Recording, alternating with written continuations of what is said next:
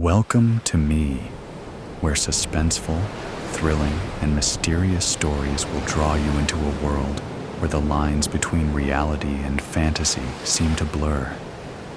When the night falls, when all the sounds gradually quiet down, leaving only your own heartbeat and breathing, that's when these stories begin. Tensions, unsolved mysteries, moments that will make you hold your breath in fear or curiosity, all are waiting for you ahead. Find a comfortable seat, dim the lights, and let this sound guide you on a journey that is not for the faint of heart. I want each of you to leave a comment sharing where you are in the world. And if you are enjoying the episodes, don't forget to give a like and subscribe to the channel now. Relax. Are you ready? If so, join me in the first story right now. The Call Scene. A rainy evening. Thunder rumbles in the distance as rain taps steadily against the window of a modest apartment. The dim lighting casts long, restless shadows across the room. The faint flicker of a nearby street lamp seeps through the blinds, adding a melancholic glow to the space. A landline phone rings, sharp and intrusive, cutting through the ambient rain pattern. Sitting on her worn couch with a half-read book resting on her lap, Claire stiffens.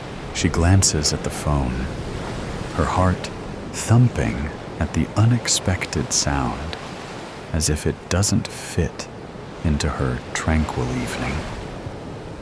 After a moment's hesitation, she picks it up. Claire, hello?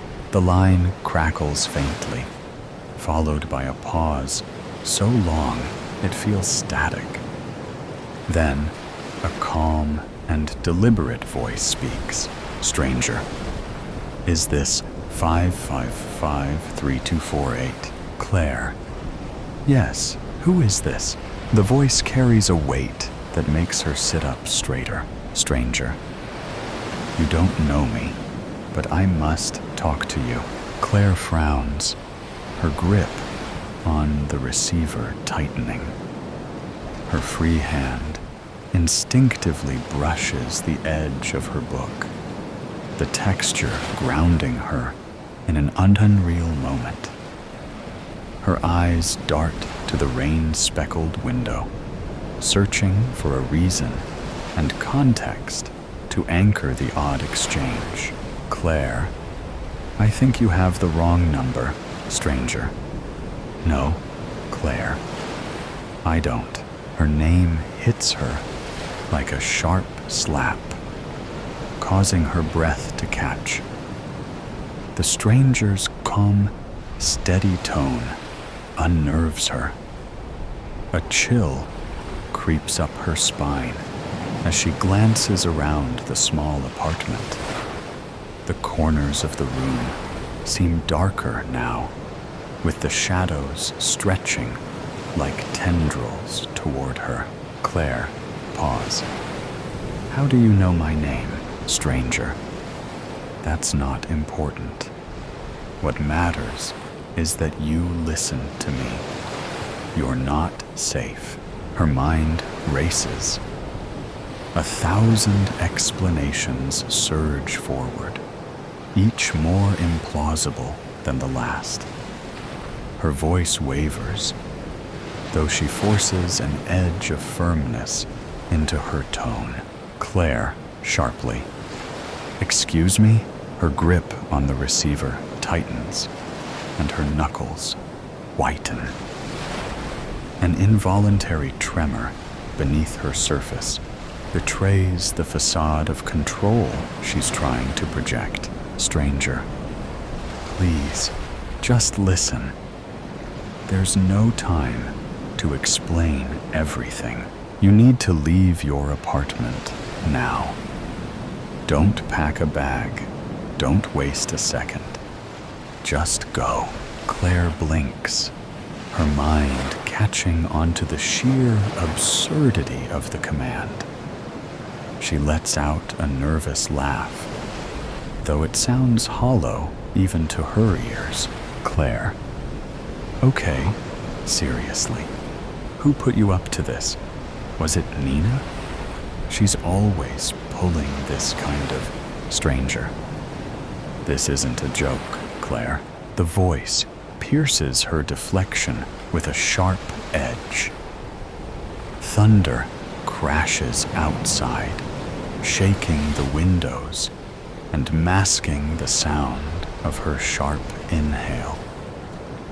Claire stands instinctively, the book falling from her lap.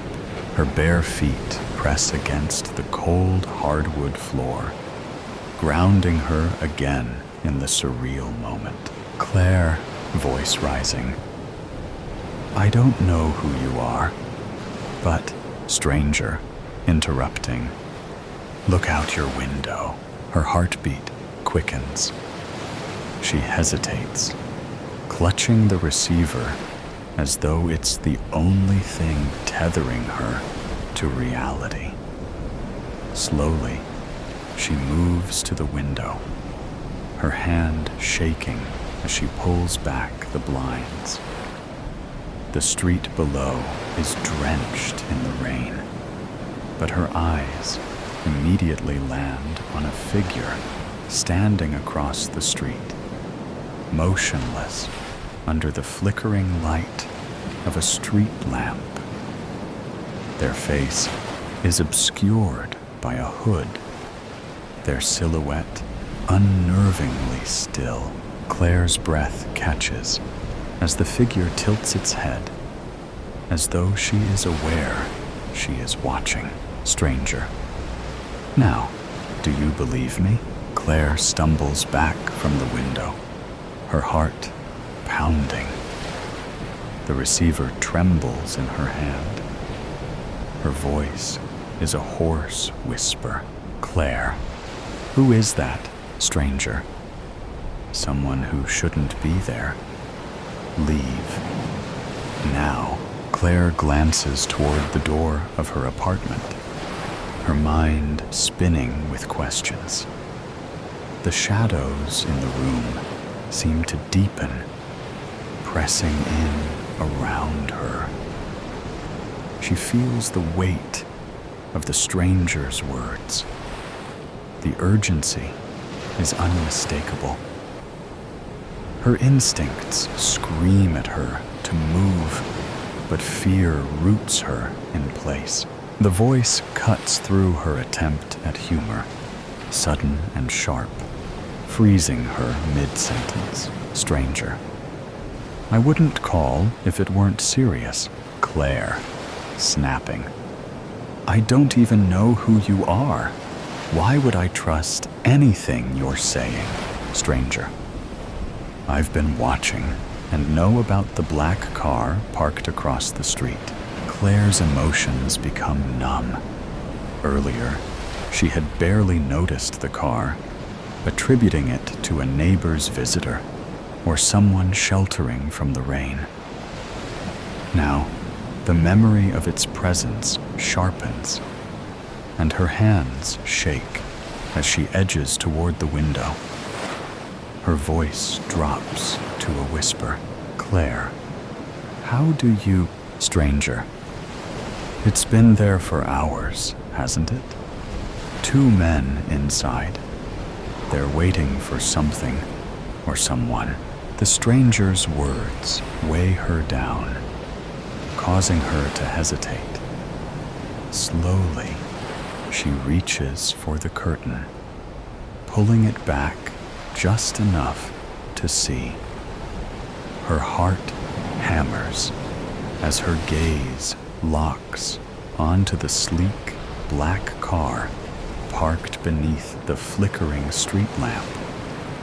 The rain cascades off its hood, dark windows like mirrors, revealing nothing of what lies inside. Her breath catches in her throat, her voice trembling as she forces the question out. Claire, voice trembling. Who are they, stranger? Not friends. That's all you need to know. Her stomach twists. Her mind races, trying to make sense of the situation. She looks back at the car, as though staring long enough will unlock some clue to their presence. The thought of being watched targets claws at her sanity. Claire, hoarse whisper. Why would they be watching me, stranger? You have something they want. Or maybe someone you know does. It doesn't matter. People perceive you as a solitary figure. Her vision blurs with rising panic. She steps back from the window, her hand gripping the curtain, as though it's the only thing keeping her upright. Her eyes dart around the apartment, scanning the familiar clutter. Her jacket slung over a chair, an unopened stack of mail on the kitchen counter, and the half-empty glass of wine on the table, as if the answer might be hiding there. But nothing makes sense. Claire, frantic. I don't understand. I'm just an office manager. I don't. Stranger, interrupting, firm. Claire, focus. You're wasting time. Leave now. Take the fire escape. Don't use the front door. Her head spins. The idea of fleeing overwhelms her senses. Rain drums against the window, matching the frantic beat of her heart. She stumbles toward the couch, snatching up her phone and keys, her voice rising in a desperate plea. Claire, shaking her head. And go where, stranger? Anywhere but there. Head toward the train station. Don't stop until you're in a crowded place. She freezes, gripping the phone tightly, her knuckles white. Her voice drops to a whisper, tears threatening to spill. Claire, choking. I don't know if I can trust you. The line goes silent for a beat, but when the voice returns, it's colder, steelier, a warning, laced with urgency. Stranger, you don't have to trust me, but if you stay, they will come inside, and they won't knock. The words struck her deeply. A fresh wave of fear courses through her as a sound cuts through the rain. A distant car door shutting. Claire's breath hitches. She turns back to the window, pulling the curtain aside just enough to see a shadowy figure step out of the black car. Another figure follows, their movements deliberate and synchronized. One figure adjusts their coat, and for a fleeting moment, she notices the gleam of something metallic at their side. Stranger, urgently. Claire, go now. Her breath tightens in her throat. The phone slips from her hand, clattering onto the table as adrenaline takes over. She bolts for the window, leading to the fire escape, fumbling with the latch. The rain hisses against the glass, and the faint hum of voices from the street grows louder. She freezes as a sharp knock echoes from the front door. It's noisy, firm, and final. The sound reverberates through the apartment like a countdown. Stranger, from the fallen receiver, faint. Don't look back, just run. The rain outside grows heavier, drumming against the window, as if urging her to act. Claire stands paralyzed, her feet rooted to the floor, and her mind caught between disbelief and the suffocating weight of fear. Claire, growing frantic, picking up the phone. Wait, I need more than this. I need answers. Who are you? How do you know all of this? There's a long pause on the other end. The silence is so profound that she can hear her shaky breaths. When the voice returns, it's softer, almost regretful. Stranger, someone who owes you a debt. A big one. Claire, confused. A debt? I don't even know you. Stranger, you don't remember, but you saved my life once. And now, I'm saving yours. Her thoughts whirl, memories colliding in her mind like shattered glass. Fragments of the past flash before her. Small acts of kindness, fleeting interactions with strangers. But then, one moment stands out. Years ago, she pulled an injured man out of a wrecked car on a rainy night like this one. The metallic tang of blood, the desperate sound of his gasps, and her trembling hands pressed against his wound until paramedics arrived. His face, pale and bleeding, swims into focus in her mind. Claire, voice shaking. Is this about that car accident? Were you? Stranger, firmly. There's no time for questions. Go now, Claire. I'll call you again when it's safe. The phone clicks, the line going dead. The finality of the sound lingers in her ears. Claire stands frozen, the receiver still pressed to her ear, her knuckles white. She flinches as a crack of thunder rattles the windows. Slowly, she lowers the phone, her eyes drifting back to the window. The black car remains motionless, but now a faint glow of a cigarette flares inside.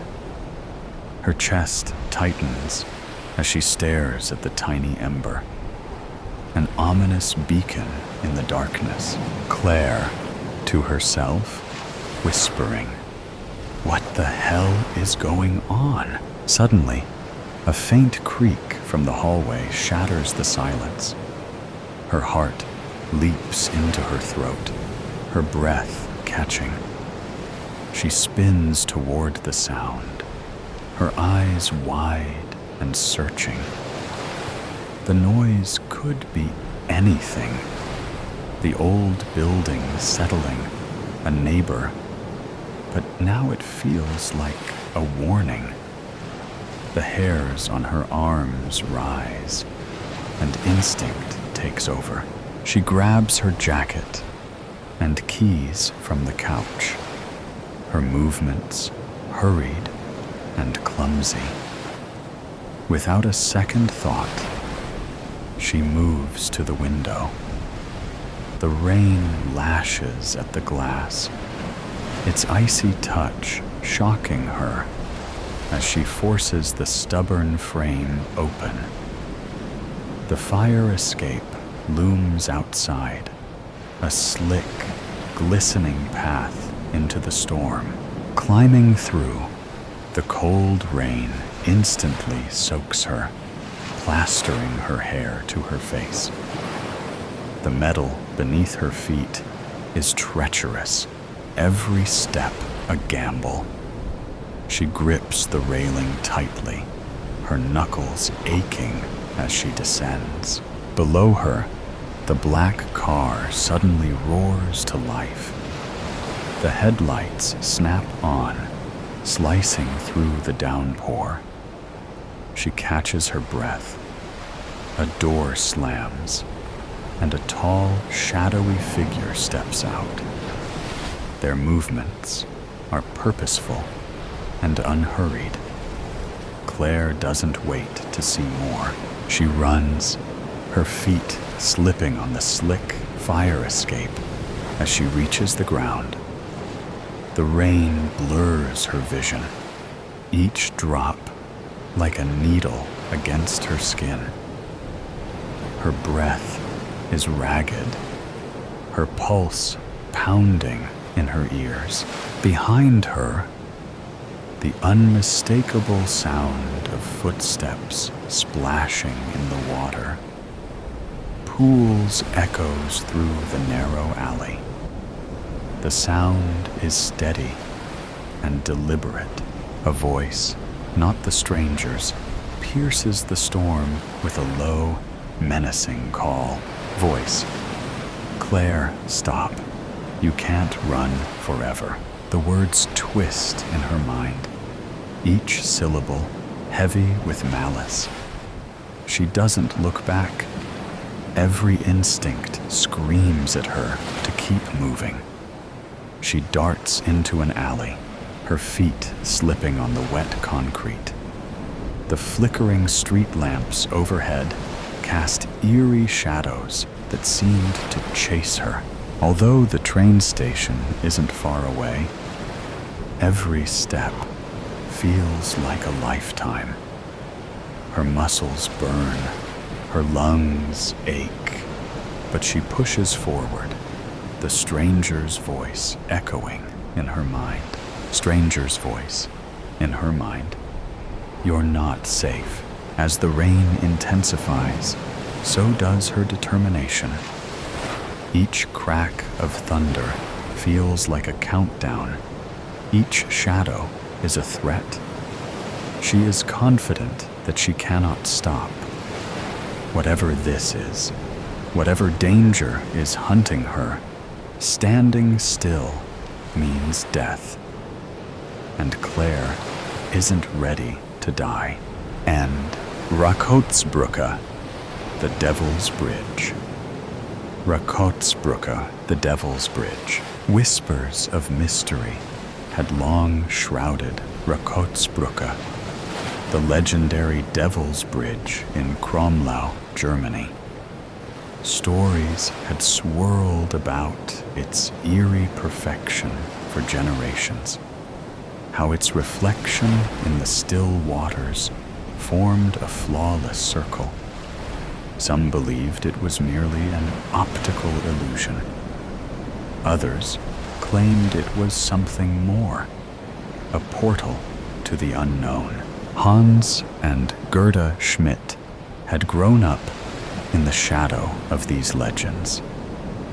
Their childhoods were filled with hushed tales passed down through the years, some dating back over a century.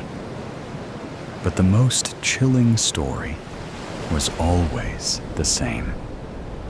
At certain times of the year, the bridge's reflection wasn't just a trick of the light.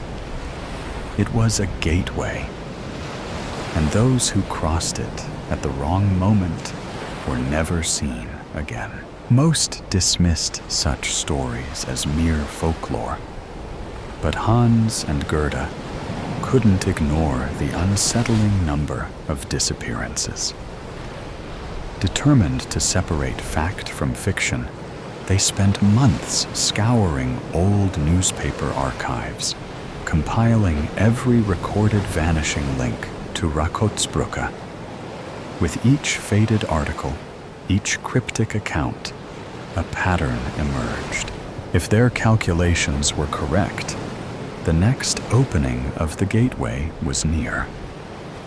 And this time, they would be there to witness it. Their research had uncovered a chilling pattern. The phenomenon occurred only once in winter, but was far more frequent during unseasonably warm periods in the warmer months. This week, temperatures were set to spike well above normal, and Hans and Gerda were convinced that the anomaly was bound to happen again. Armed with sophisticated audio and video equipment, Hans, Gerda, and several close friends set up camp near the bridge early Monday morning. Their goal was simple: capture undeniable proof of the anomaly. They weren't the first to try, of course, but they were determined to be the first to succeed. Each member of the group would take turns operating the equipment, ensuring the bridge was never left unwatched. Gerda was first. Luck would have to be on her side. She steadied the camera, framing the sublimely unsettling structure as it loomed over the river, its reflection dissolving into the rising morning mist. Days passed as the majestic bridge stood in solemn silence. Time was running out. By Thursday, tension had given way to celebration. The group partied, drank, and danced near the eerie silhouette of Rakotsbrücke, their initial excitement fading into the rhythm of the night. Laughter echoed through the trees, until a sudden burst of blinding white light shattered the darkness. A collective gasp cut through the air. Hans, Gerda, and the others sprinted toward the equipment, hearts pounding. Julio, the group's cameraman for that night, stood motionless, his camera locked onto the event. Then he sighed and shook his head. False alarm. They followed his gaze to the source. A biker gang rolling through the woods, their headlights gleaming off the water, engines rumbling like distant thunder. It was an illusion. The spacing of their bikes on the bridge and the reflection of their lights momentarily brought the bridge alive. From a distance, the bridge looked like a space portal had formed. Are you recording this? Gerda asked Julio. Never stopped. At least we can add it to the footage of our trip when we edit the video. The air deflated from their lungs. Shoulders slumped. Heads hung low. Disappointment settled over the camp like a heavy fog. By Sunday, hope had dried up completely. They packed some of their things, one by one, muttering the same defeated refrain: "We'll try again next year." Ever the optimist, Gerda climbed onto a picnic table, raising her beer in defiance. I want to thank all of you for coming to witness what never was, she announced, her voice carrying over the quiet camp. But tonight, we're forgetting about that damn gateway. Tonight, we party like it never existed. A roar of approval followed, and soon, the music and laughter returned. None of them noticed the waters beneath Rakotsbrücke begin to shimmer. None of them saw the perfect gaseous cloud take shape inside the circle once more. Even Julio, who found himself once again on camera duty, did not notice the bridge coming alive. It was midnight, and the others were still lost in their revelry at the campsite. None of them was there to witness what was unfolding. He might have caught it sooner, if not for Fräulein Gretchen. She had been eyeing him since they passed his group while hiking on Monday. Now, as the others partied, she had cozied beside him, drawn to the quiet observer behind the camera. Since he did not drink, he had no problem operating the equipment, though tonight, his attention was divided. That night, Julio had his blanket on the ground. Fraulein Gretchen and he were making out when he caught a glimmer of light out of the corner of his eye. Standing up immediately, he checked to see if the camera and audio were working. Gretchen was still playfully fondling his ear with her lips. "Stop. This is important. Can't you see what's happening?"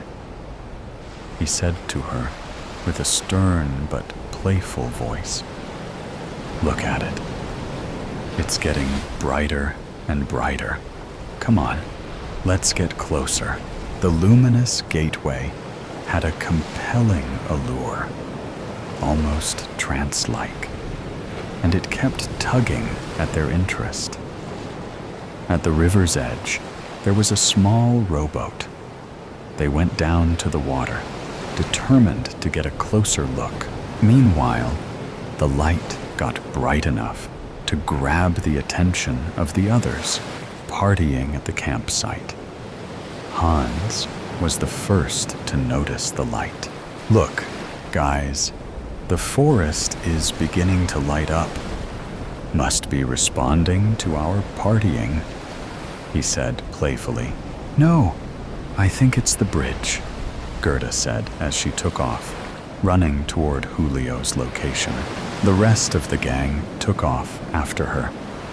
There was no sign of Julio near the video equipment, and the forest glow was getting brighter and brighter. Gerda turned toward the bridge, her thoughts conflicting. She wanted her full attention to find Julio and not care about the bridge, yet the bridge was mesmerizing. Her heart was racing as the ominous light loomed large. "Julio! Julio!" the rest of the group yelled. The yells from her friends temporarily knocked her back to reality. She saw a small rowboat drift through the fog on the far side of the river. Her stomach clenched.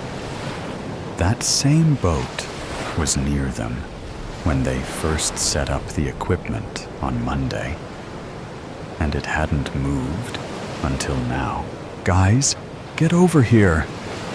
Gerda's voice cut through the tense air. She was standing near the equipment. As they gathered around, she maneuvered the camera so everyone could see it. The camera began playback with the motorcycles, and they watched as the humming of the bikes slowly transformed the water. "Look at the water, guys. It appears to be vibrating. Would the sound waves have that big of an effect on the water?" Hans asked. "It must have," she replied as she zoomed in on the water.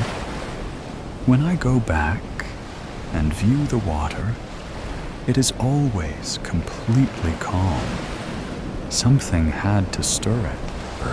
Gerda forwarded the camera to the moment the bridge came alive, and what they saw blew their minds. As they began watching, they heard a female voice. Stunned, Gerda rewound the tape, and sure enough, there was a flirtatious voice in the background. "Maybe Julio is at the nearest hotel?" A voice in the background whispered, drawing quiet snickers from the group. "Quiet!" Gerda snapped as they continued watching the video. Then they saw it, the gateway. "Look at the bridge! My God, It's real. There's Julio and the girl. Hans pointed. They watched as the two made their way down the steep slope. Julio jumped in the boat first and turned to help Gretchen aboard. Freeing themselves from the riverbed, he slowly rowed toward the ominous, bright light, as if he were in a trance. Gretchen sat in front of him, leaning back on his chest, mesmerized by the gaseous light. They were approximately 30 yards from the gateway, and the recording stopped. What happened? Hans asked. I don't know, Gerda replied. No, this can't be happening, she shouted. She rewound the tape for a few seconds and played it back, but the same ending showed each time they watched. Scheisse, Gerda exclaimed. What do we do now? We have 2 people missing, and the tape shows us something, only up to the point where we think they have disappeared. What are we going to tell people? We tell the truth, Gerda. This is why we came here, to find the truth. Hans added, but we don't have the truth. Only partial truths that add to the folklore. This tape will open up more questions than answers, and we will at the tail end of it, searching for more clues. Lynn, Gerda's best friend from London, walked over to her, put her hands on her shoulder, and turned her around so she could cry. Once Gerda's head hit her shoulder, she began to sob uncontrollably. Lynn knew the effect the events had on her. All the time and energy she put into this led to nothing but more questions. She also knew that deep down inside, Gerda wanted to see the gateway in action, even if it was at the cost of her friend's life, which made her feel even worse. Lynn lifted her head. Hey, don't worry. You do have something far more than you ever had. We all know what happened here. Most of it is on tape. I say we immediately make a copy of this tape, take it to the police, and let them investigate their copy. And we have concrete evidence to examine on our own. Next time we are here, we will be much better off than before. Lynn's right, Gerda. We now know a lot more than we ever did. We know the vibrations from the bikes started the gateway. We know that we can't stare at it because of its trance-like powers. And we know the best time to be here and get another shot. Hans added. Yes, that's right, Gerda. The others chimed in. 1 year to the day, the crew set up again. In honor of Julio, they set up a makeshift burial plot at the exact location where the camera stood last year. Gerda felt this new location was better. It was on the other side of the lake and had a better view. This time, the crew was on high alert. There was no partying this time. Their campground was just up the hill from the camera, and they could see partial spots of the lake and bridge from their tents. As they were finishing up with their tents, Lynn ran over to Gerda. Look at those 2 over there, Gerda. She pointed. No, that can't be. They took off running over the bridge, yelling, "Julio! Julio!" A young man turned around as they approached, staring at them, confused. "Yes, how do you know my name?" "Death of the Lilacs." I never should have opened that letter. But from the moment my fingers brushed the aged paper, thin and fragile, it seduced me. It all started on estate sale day. On any other Thursday, I would wake up crazy excited, strip out of my cotton PJs, and swap them for jeans and my gray V-neck, the one with vintage across the chest in fading white vinyl. I would appreciate the scent of the fresh lilacs that had just bloomed outside my window, their enchanting aroma drifting in as a passenger on the early morning breeze. Then I'd head out for a long, adventurous day of treasure hunting. There's something magical about rescuing a forgotten piece of furniture or trinket. It drives me, knowing that each piece will start a new life, absorbing new memories. It is intoxicating. But that Thursday, I woke up with an uneasy feeling that I immediately brushed off, assuming it was residual bad dream funk. Through my vintage lace curtains, I could see evidence of a cloudy day, doing nothing to brighten my spirit or improve my mood. And then there were the lilacs. This morning, their fragrance was thick, overpowering, and instantly turned my stomach. With an irritated mumble, I reached over and slid the window shut with a sharp thud. Pulling the blanket over my head, I heavily considered going back to sleep.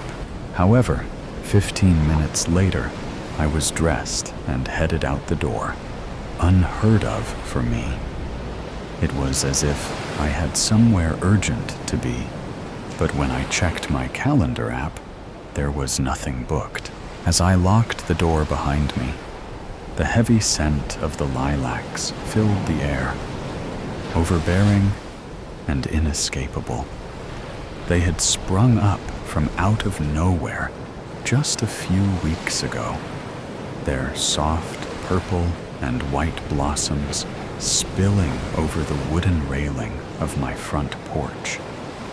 At first, I welcomed them, admired them, but now they felt invasive, their presence needling at my already fraying mood. I had been at the first sale of the day for about half an hour, and it seemed like a bust. After wandering from room to room, sifting through boxes and stacked containers of someone else's memories, I was just about ready to head to the next stop on my Google Maps list. As I stepped into the kitchen, I suddenly lost my balance and grabbed the long slab of butcher block countertop to steady myself. Instantly, my senses were overwhelmed. Years of long-forgotten Sunday morning breakfasts, afternoon bread proofs, and late-night Christmas cookie bakes. The heavy scent of bacon and coffee made me dizzy and hungry at the same time. I heard a child laughing and turned to see a little girl hiding her giggles behind a cupped hand as she pointed at Tom, chasing Jerry across the flickering screen of an old tube TV. Then a scream rang out, sharp and raw, echoing into my soul, almost as if it came from within. As I released my grip on the countertop, I spun around to see what had happened. Instantly, everything changed. The warm scents of breakfast were gone. The little girl, gone. The TV wasn't even plugged in, its frayed cord hanging eerily off to the side. It was just the humdrum sound of a normal estate sale, with people milling about and haggling the cashier with lower price offers. I just stood still, trying to breathe and make sense of what had just happened before I could grasp any ounce of stability. A sudden ding from the oven sent me nearly jumping out of my own skin. I bolted past the cashier and straight for the front door. "Edith," I stopped. My feet, my heart, and my breath. Everything just stopped. My body turned and drifted past the "Watch Your Step" sign as I felt pulled down the wooden steps into the garage. It sat still, empty of people, empty of life, yet oddly full of the scent of lilacs. Why couldn't I escape it? I hadn't been in this room yet. I had peeked inside earlier, but it seemed full of things I usually ignored. Pesticides, old mulch, motor oil, nothing that belonged in an antique booth. Yet here I was, drowning in the scent of lilacs with not a bloom in sight. Why had I come? I wanted to leave. All at once, sunlight pushed its way through the clear glass windows of the garage door, spilling onto a small, frail woman seated at the desk in front of me. The same desk that, just seconds before, had been buried beneath years of dust and piled high with empty boxes. An old ladder leaning against one side. All of that was gone now, and I could smell breakfast again. "Edith, I work all day to put food on this table. You think it's gonna cook itself?" The dark voice boomed behind me. I flinched, but couldn't tear my eyes from her. The woman turned and looked right at me. And then, after just a second of recognition, right through me, she turned back to the desk and in a swift, almost frantic motion, shoved a piece of paper into an envelope. I heard her whispering something, but the words were too soft to make out. "Damn it, woman, where are you?" came the voice from the top of the stairs. My instinct was to spin around, to see him, but my eyes stayed fixed on Edith. She was facing me now, her gaze moving down the staircase as he came down. "You know better than to keep me waiting," he said, his words rolling down the back of my neck like sap oozing from a wounded sweet gum tree. I resisted the urge to wipe it away. Edith slid her trembling hands into her apron. Her gray eyes hovered just above my head, steady in his direction. Slowly, her shoulders curled back, pushing her tiny frame to stand tall. Her chin lifted just enough to prove her fortitude, but the slow rise and fall of her chest wasn't from resolve. It was control. Each breath measured to contain her emotions. Yes, I'm sorry. I should have been more mindful of your time. The bacon's on now. I'll have breakfast ready in just a few minutes. I could feel his heat standing uncomfortably close behind me. The hair on the back of my neck lifted with each of his heavy breaths as he considered his reply. Finally, he muttered, "You'd better." The sound of his heavy boots grew lighter as he moved toward the stairs.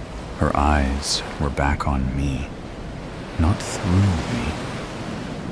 She stood still for a moment, as if thinking something through.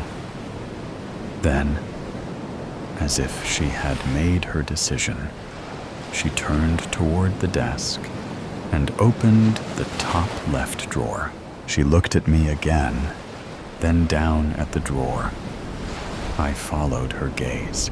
With a careful hand, she slid the bottom of the drawer back, pulled the envelope from her apron pocket, placed it in the hollow space, and closed the drawer. Her gaze shifted to me once more, her eyes trying to tell me a story, calling my name. Her mouth opened, her expression full of apology, but no words came. As she took a step forward, the sunlight caught the iridescent trail of a single tear that had run down her cheek.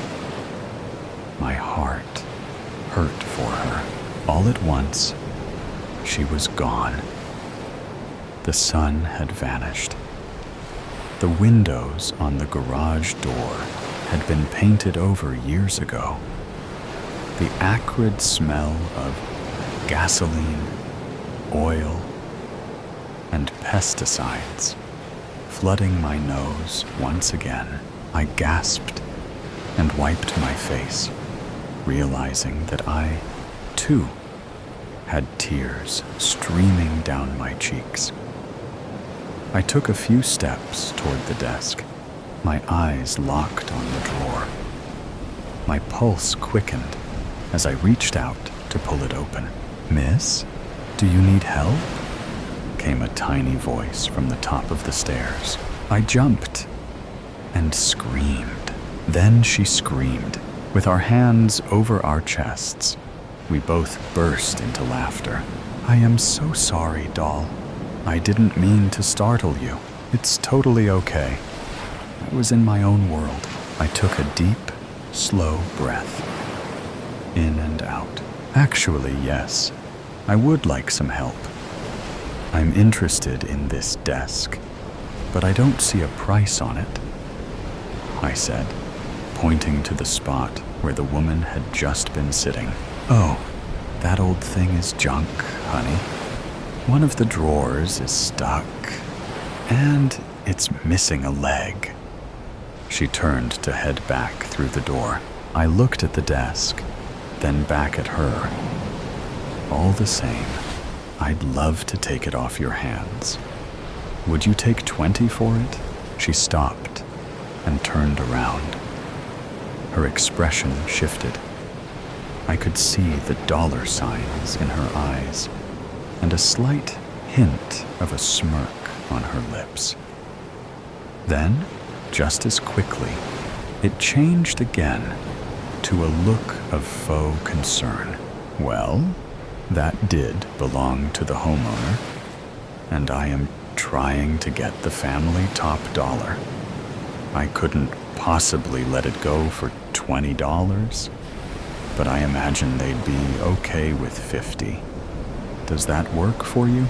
$20 is usually my price point for old furniture. $20 and little to no damage, other than age. But she was asking 50, and it would need extensive repairs. Not that I was buying it for resale anyway. Honestly, I felt like I was out of mind when I agreed. But the next thing out of my mouth was, "Sure, 50 is great. Can I have someone pick it up in an hour? Well now, that would be lovely." The edges of the woman's mouth curled into a slow, knowing grin, full of satisfaction, like a cat licking cream from its whiskers.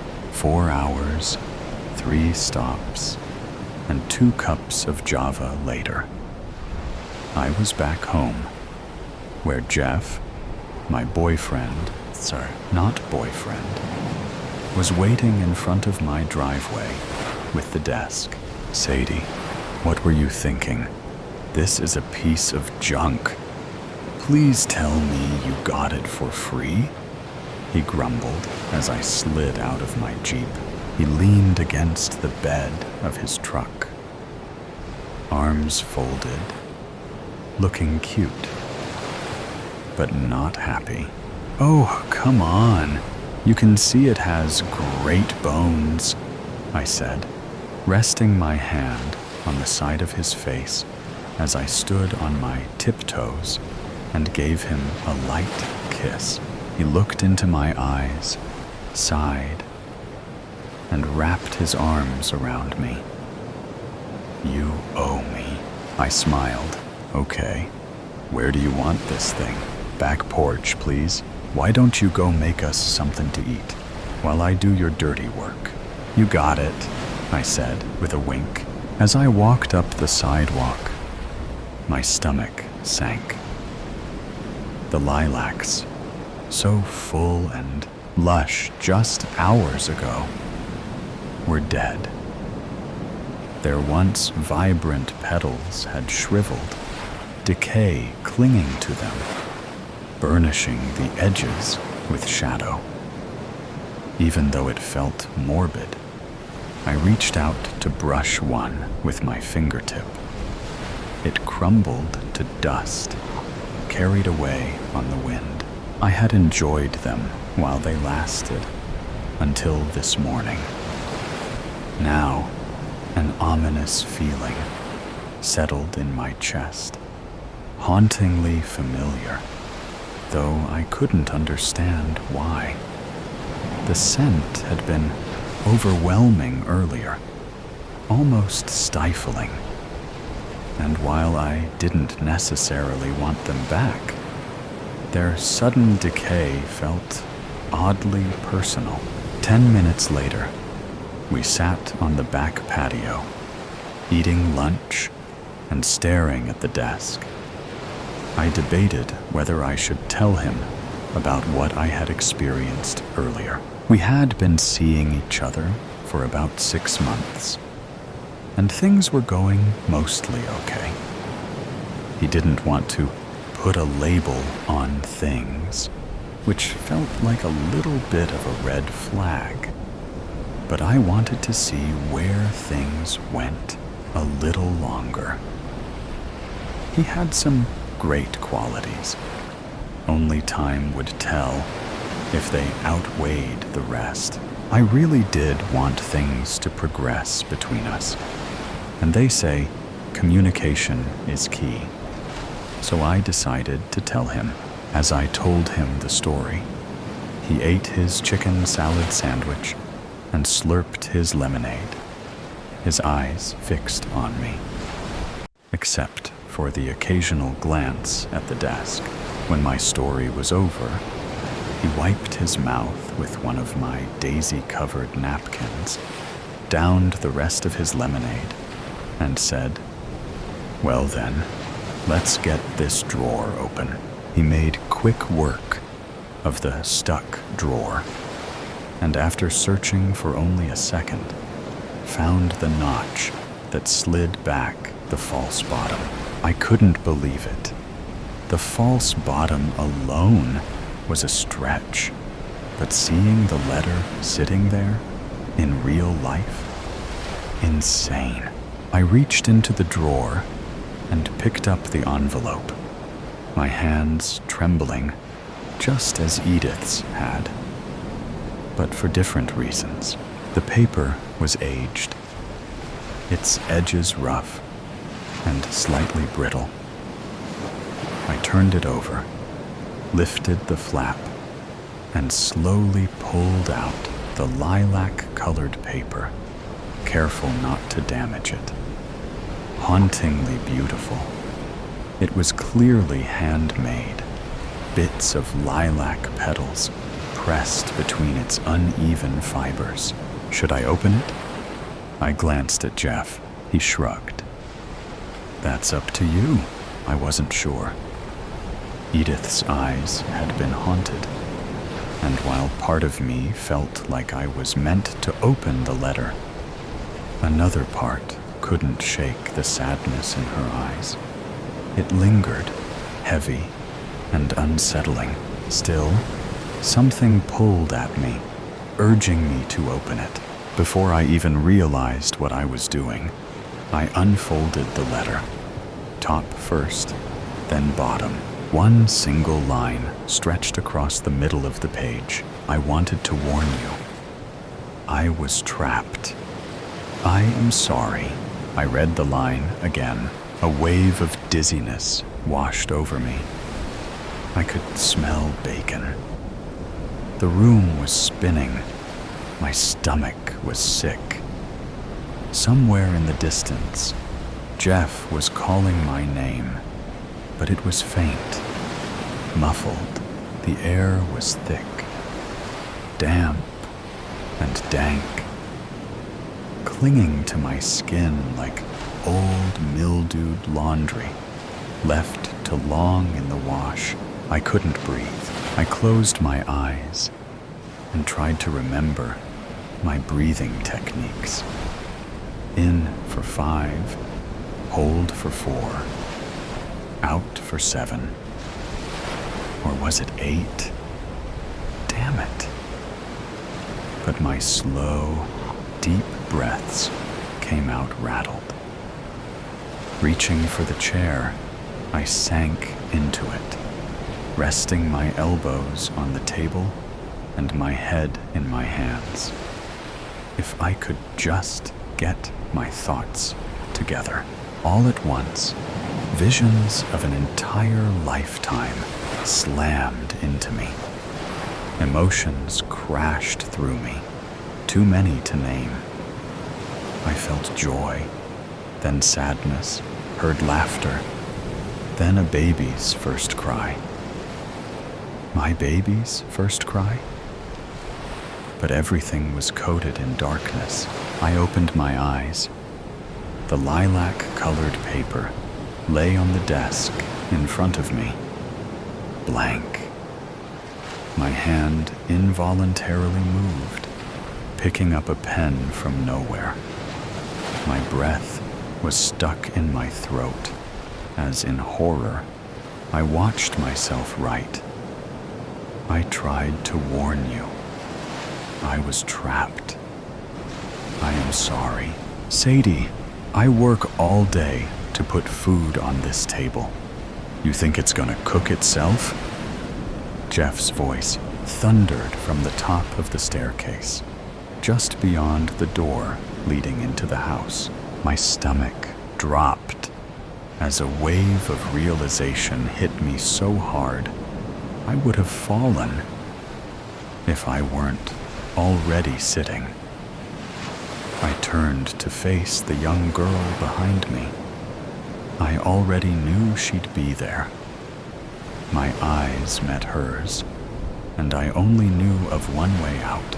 With trembling hands and a heart heavy with guilt, I hurriedly stuffed the letter into the envelope. A single tear slipped down my cheek as I whispered, I never should have opened that letter. Veil of Night. I've said too much, Caroline exclaimed. She snatched her rain-soaked black denim jacket from the chair and turned to go. Caroline, wait. Hank caught her hand. Her slender fingers felt chill and damp against his. "You can't expect me to believe." "No," she murmured. "No one would. And that's the point. It was useless even coming here. I don't know why I did." Hank squeezed her limp fingers, giving them a shake. "Please, let's start over," he said, motioning for her to sit again. "This cult, it's a coven. The Sisterhood of Unhallowed Light." She fidgeted with a lock of damp, auburn hair stuck to her pale forehead. "Right, the Sisterhood. So, a few women who get together and play at witchcraft? There are 12. They wanted me to join, and I thought I wanted that too. But Caroline caught her bottom lip between her teeth. The midnight hue of her black lipstick was a stark contrast to the pallor of her skin. She took a breath, and the words tumbled from her. "I feel seen by them, like they really get me. They accept me. They celebrate me, just as I am. And what they offer, the sense of belonging, the knowledge, power." I thought, why shouldn't I? A flash of lightning lit the rain-spattered window, with a crack of thunder following close behind. Caroline's eyes grew large with panic, and she twisted in her seat to look outside. "There are things we shouldn't play with," she whimpered. "I know that now. I've completed 2 of the 3 initiation rituals with the Sisterhood. And you're saying this torrential rain we've been having these past 3 days is part of that? That's awfully biblical, isn't it?" "This isn't hurricane season, Hank," he shrugged and twisted his mouth in a half-ways grin. "With weather patterns these days, who can tell what season it is anymore?" "It was me. It was the Sisterhood. It's part of the ritual, part of the summoning. Coincidence, that's all." She clutched his arm where the sleeve of his t-shirt ended, digging her cold, clammy fingers into his bicep, and pleaded, "You wouldn't say that if you knew what I've done, what I've gone through to make this happen." "Caroline," she let go of Hank's arm and fumbled with the top buttons of her black shirt. Yanking one half of it to her left side, she exposed part of her chest. A long vertical slash was bisected by a shorter one, forming an inverted cross over her heart. The 2 slashes stood out as angry purplish-red marks on her otherwise smooth, pale flesh, and were knitted together with black stitches. They made me promise my heart to Valthus, the formless entity of writhing darkness whom they worship. Hank stared for a moment, then sputtered, "Valthus? Your heart? Come on, Caroline. What? Am I supposed to believe they've cut out your heart? Isn't it usually the soul these sort of fanatics are after?" Caroline grasped Hank's fingers in her trembling hand and placed his palm over the wound on her chest. Her skin was unnaturally cool. He held his hand there for a moment, then brought his fingers up to her throat, feeling for a pulse. Another clap of thunder startled them both. Hank pulled his hand from Caroline's neck. He stared at her in disbelief, saying, "This is some kind of joke, a prank. It's not real. How could you be here telling me all this if they've taken out your heart?" "I don't know," she sobbed. "But I think I've made an awful mistake. You've got to help me. Promise you won't let them take me." "No, of course not. Where would they take you anyway? A hospital?" "It's an abandoned old church, Blackthorn Chapel. They want to take me there for the final ritual," Caroline said. "To complete the summoning of Valthus, they need to make an offering of the heart." "But aren't you supposed to be joining them? Becoming one of their coven?" "This sounds more like a sacrifice." "Yes, it does. They told me it was my initiation, but..." Caroline trailed off, turning to stare at the rain beating against the window. In a low whisper, she continued, "Now I'm not so sure. That's why I'm frightened." The blinding flash of light lit up the nearby window, and a deafening roar of thunder shook the house. A loud crash followed. Nearby, a car horn began sounding, repeating its alarm annoyingly. Hank leapt to his feet and crossed the room to look outside. Christ, that was close. The tree next door has split nearly in two. Some of its limbs have fallen over a few cars on the street. The lights inside the house flickered. Once, twice, and a third time before plunging them into darkness. "I'll get some candles," Hank said, cursing as he caught his toe on some piece of furniture. He fumbled his way to the kitchen. "Just need to find my phone so I can light the way." One more thunderclap boomed overhead. A sudden blast of wind swirled through the house. Footsteps pounded across the floor. Caroline shrieked, and there were sounds of a struggle from the other room. "No!" Caroline cried out. "I won't go! Hank, don't let them take me." Hank stumbled from the kitchen and could see down the hallway to the front door. It was swung wide open, and the wind and rain swept through in howling gusts. "Caroline?" Hank called out. He heard glass shattering all around him. The back of his head felt like an explosion had gone off, and the world tilted and shifted into slow motion. Hank sank to his knees. His vision was filled with a combination of swirling stars and inky blackness. The sounds of frantic struggle moved away from him as his hands slapped the carpeted floor.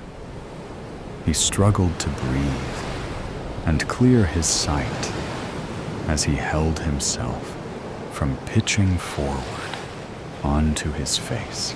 "Caroline!" he shouted. His head throbbed viciously, and he thought he might be sick. From outside, he heard car doors slamming, and a vehicle roared to life. He struggled to his feet and made it to the front door. Through the sheets of rain, he saw the burning glow of red tail lights receding down his street. Pursuit wasn't an easy option. The tree limbs, which had fallen over several cars, were blocking Hank's car as well. He slashed at them with a hatchet he had stowed in his camping gear. The rest of the fallen limbs tore at the side and undercarriage of Hank's car, but he managed to break free. He swore and cursed some more. The lousy cell service the storm had left him with made searching the internet difficult. After several minutes, he found directions to and a description of Blackthorn Chapel on a website promoting ghost walks in the city. Once a place of worship, the old chapel had fallen into disrepair, and the ground beneath was, so the locals claimed, cursed. It took nearly an hour to detour around storm debris and reroute past streets that had been rendered impassable before he arrived at his destination. If he'd paid the $50 for the Ghost Walk tour, Blackthorn Chapel would have rated 5 stars. It was surrounded by an overgrown and tangled hedge of blackthorn shrubs, buffeted by the wind and rain. The gnarled limbs seemed to claw at the twilit sky, as though grasping at something unseen. The crumbling stone walls were cracked and weathered. The roof was partially caved in, showing an outline of jagged edges that looked like the jaws of some wild beast snarling or snapping at the heavens. And the heavy wooden doors were worn and splintered and hanging slightly ajar on great rusted iron hinges. The jet-black gloom beyond the entrance seemed more of warning to sensible folk rather than an invitation to step inside. But if there was any chance he might save Caroline, inside was where Hank needed to be. He passed through an opening in the rough hedge, careful not to let the thorns sink their barbs into him. Walking in through the front entrance, he'd decided, would be courting failure. He might as well put his head through a noose. Instead, Hank crept around to the side of the run-down property, searching for another way into the chapel. Lightning lit the horizon several miles off. The brief flash revealed to him that he was creeping through a graveyard, which was part of the chapel grounds. Most of the headstones were crooked, sinking into the ground. Some had fallen or been knocked over. Many lay half-buried in tufted humps of wild grass. With a sense of dread, he picked his way carefully through the tangle of ancient stones and grass until he was out of the graveyard and could lean against the chapel wall. His heart was pounding as he panted silently, trying to catch his breath. Above the howling of the storm, a sound caught his ear. Soft at first, but regular, insistent, and coming from inside the chapel. Hank strained to make out what he was hearing. It was definitely chanting of some sort. Hank edged along the stone wall to the back of the crumbling old building. The ground sloped down, revealing the foundations of the chapel. He spotted a break in the wall and rushed to it. It was a narrow space, but large enough, he felt, to squeeze inside. Before he did so, Hank hefted the hatchet in his hand. He couldn't imagine actually using it to hack away at some unseen coven member. That would be slasher movie extreme. He twisted it around in his hand so that the square end faced out, becoming his weapon. He sucked in a few deep breaths, questioning his sanity. Then he scraped and squeezed his way through the narrow space. Feeling his way around in the dark, Hank discovered a series of long wooden boxes. Great, he thought. Could this night get any spookier? He'd found his way into the crypt. It took him a few minutes to pick his way around, but he eventually found a set of stairs leading to the proper part of the chapel.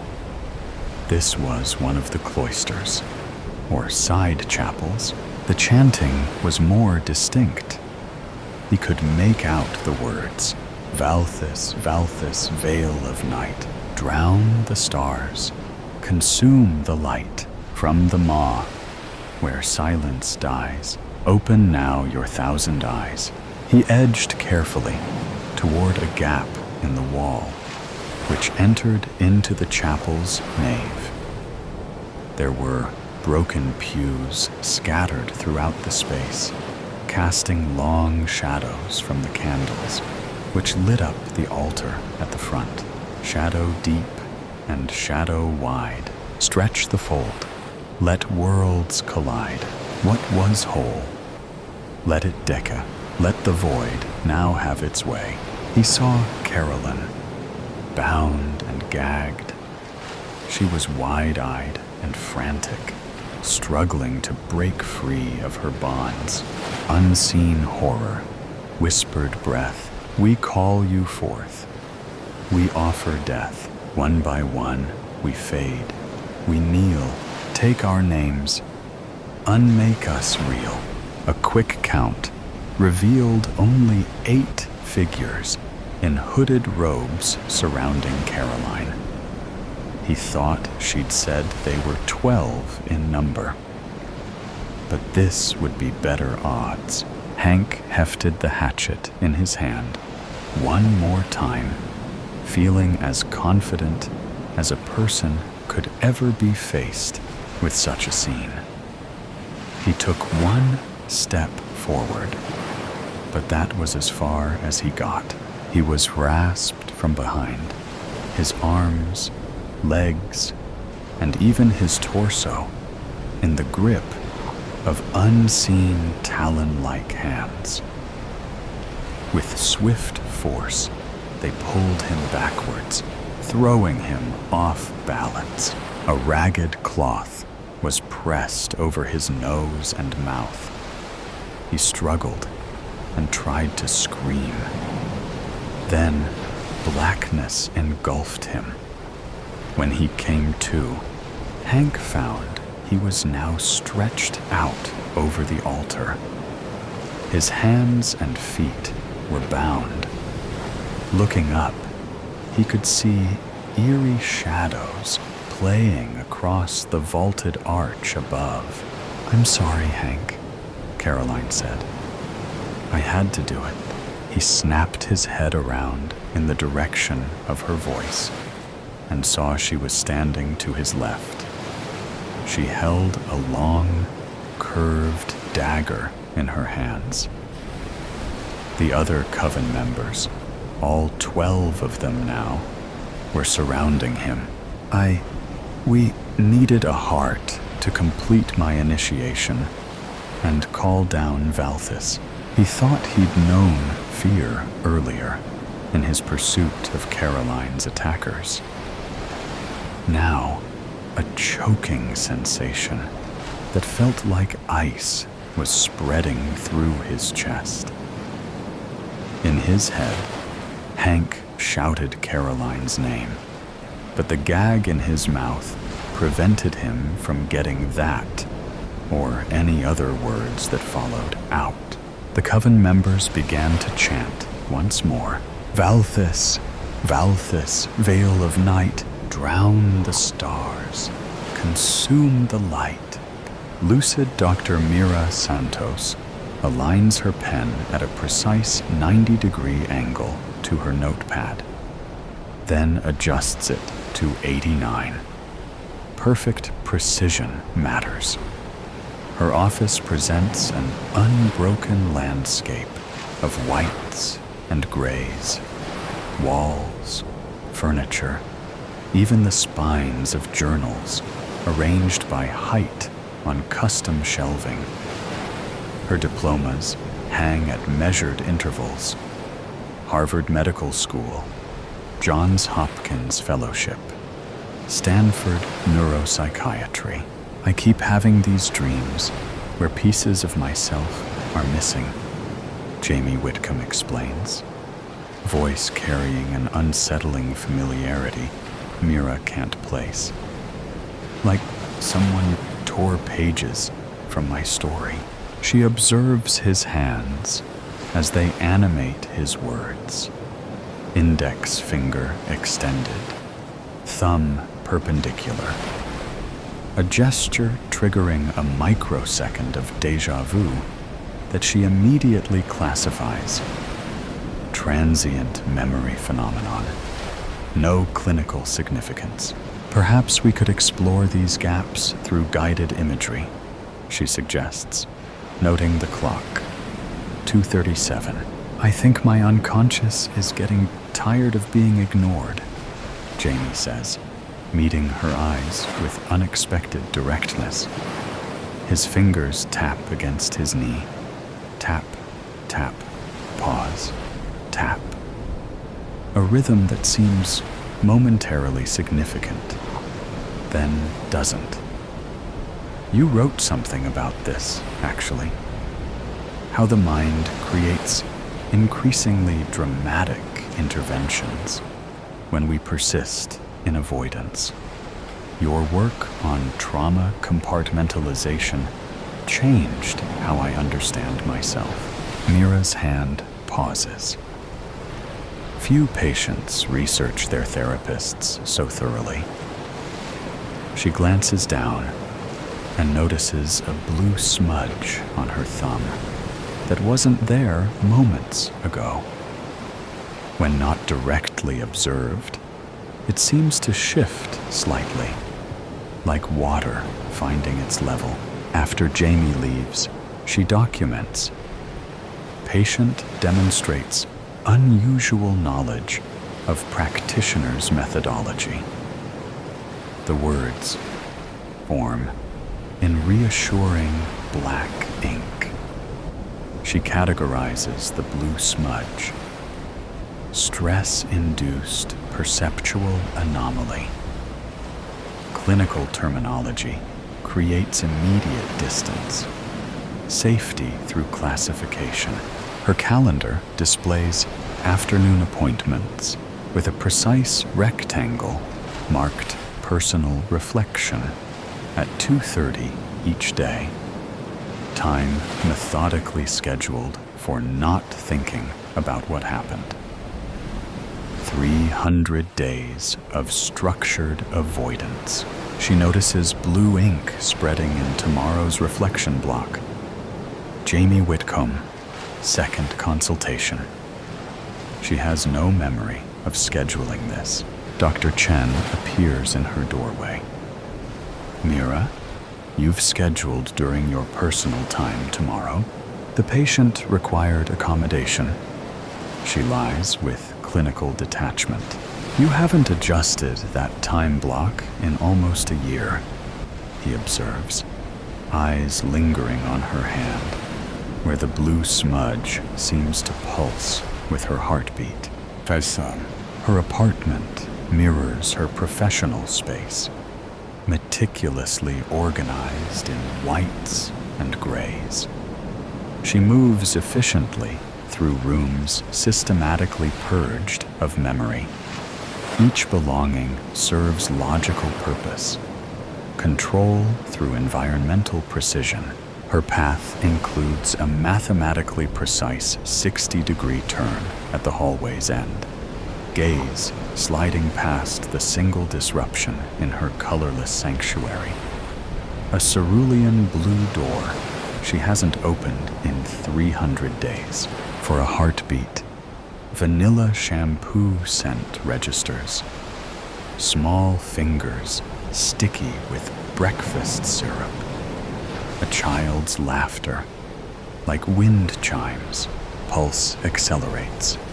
Tachycardia, 97 beats per minute. Respiratory rate increased 18%. Diagnosis: acute stress response. Treatment: continued avoidance. She walks past, careful not to touch the blue. Mira prepares for Jamie's second session, straightening her already straight pens.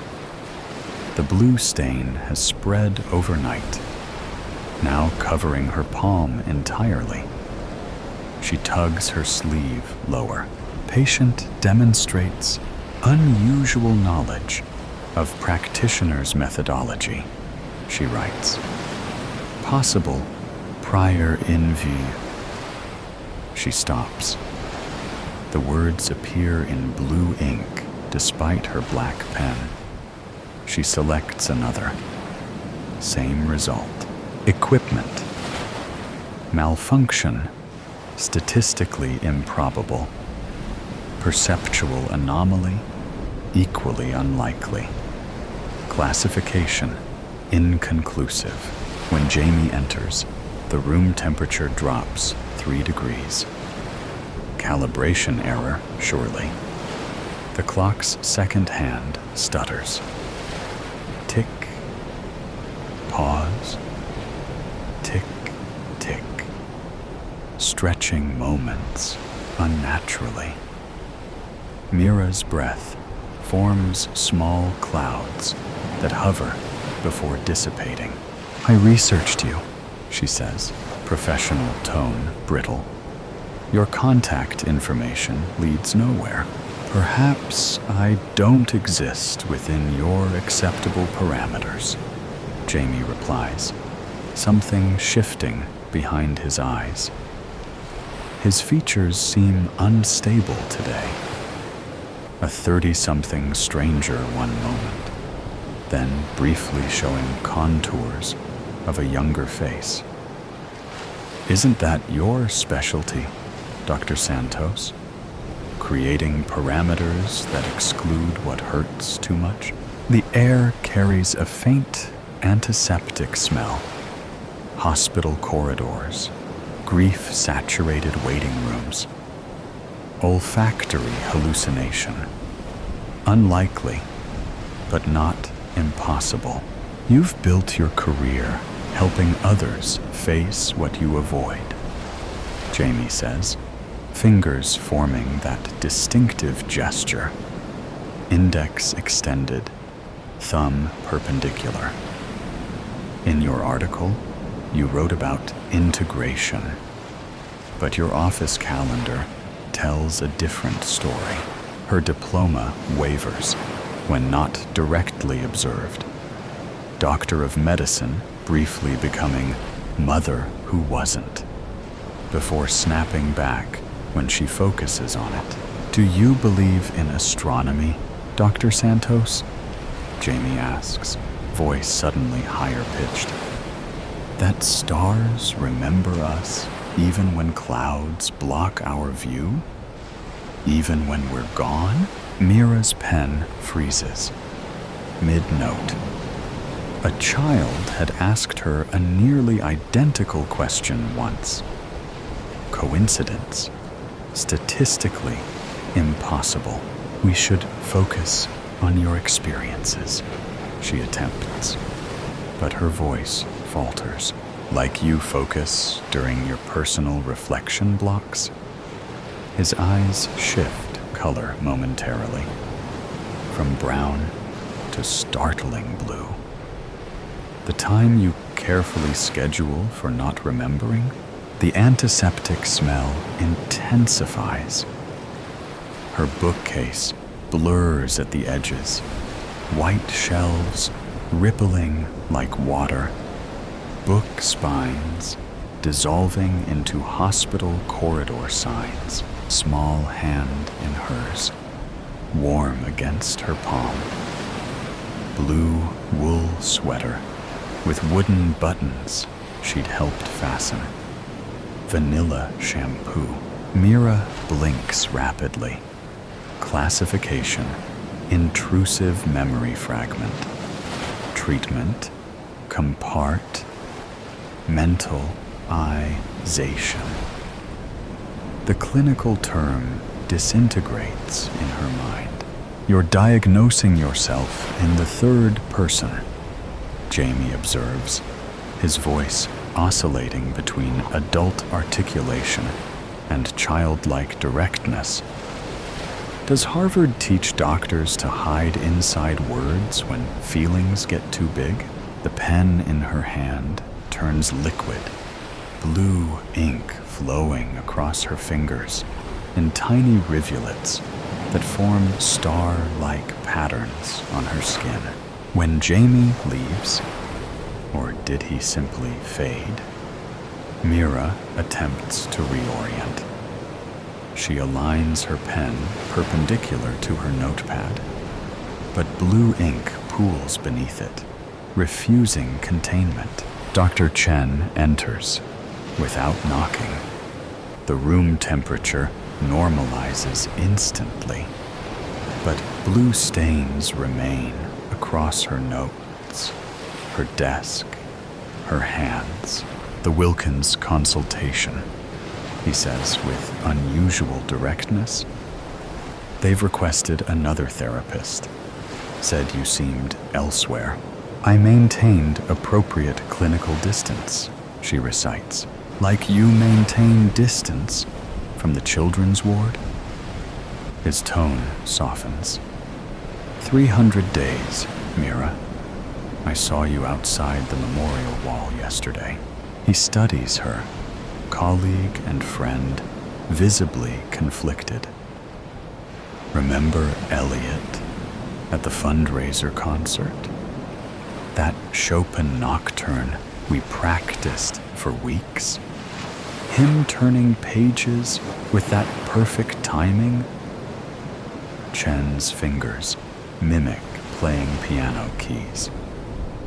When I asked how he knew exactly when, he said, "The music tells me," Mira finishes, throat constricting. It gets ready to need more space. Chen places a blue folder on her desk. You told Phillips to compartmentalize grief. That's not what you taught before. The patient was mirroring your strategy. Chen interrupts gently. Look at your hands. The blue has spread past her wrists, pulsing with her heartbeat. That night, the blue door PULSES with its own tuthe. Mira arrives for Jamie's third session to find him already seated. Today, he wears a blue sweater with wooden buttons instead of his usual suit. Her office temperature has dropped 10 degrees overnight. Facility malfunction, she mutters, but her breath forms dense clouds. The second hand on her wall clock stutters. Tick, tick, stop, backward tick, then freezes at precisely 2:37. Your calendar has transformed, Jamie observes. Blue ink has spread across her appointment book, forming distinct patterns. The Big Dipper, Orion, constellations she once traced on a bedroom ceiling. Irregularity in the ink compu. The words disintegrate before she can complete them. Her diagnostic vocabulary suddenly foreign. Letters rearranging themselves, still trying to diagnose away what you feel? Jamie asks. His features shift. Adult one moment, then child's eyes, gazing from adult face, then small fingers emerging from suit sleeves. How's that working after 300 days? The antiseptic smell intensifies. Hospital-grade disinfectant, coffee from a nurse's station, vending machine cookies. Her cream walls ripple. Hospital corridor, green bleeding through, like watercolors on wet paper. Patient exhibits acute dissoc. She can't complete the word. The pen trembles between her fingers as blue ink pools on the page, forming tiny rivulets that flow toward her like seeking things. You taught me about grounding techniques, Jamie says, his voice shifting higher. The hand gesture again. Index extended, thumb perpendicular. When things feel overwhelming, find 5 things you can see, 4 you can touch. I never taught. Mira stops. She never met Jamie before 300 days ago. Statistical impossibility. Logical incongruence. Professional boundaries compromised. When things get scary, he continues, features now unmistakably childlike beneath adult bone structure. Find something solid to hold on to, like your hand when we crossed parking lots. Her bookcase dissolves completely, revealing hospital waiting area chairs. The leather beneath her fingertips becomes vinyl, cold, sterile. A water cooler gurgles in the corner where her ficus plant had been moments before. The clock face melts, numbers flowing into blue puddles. Her diplomas rearrange into memorial service programs. This represents functional. Clinical terminology evaporates mid-thought.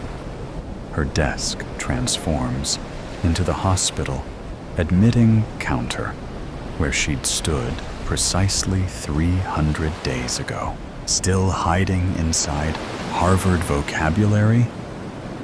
Jamie's adult clothing now hangs from a child's frame. Blue sweater with sleeves rolled 6 times, pants puddling around small sneakers. Elliot's face now fully visible, only his eyes retaining adult knowledge.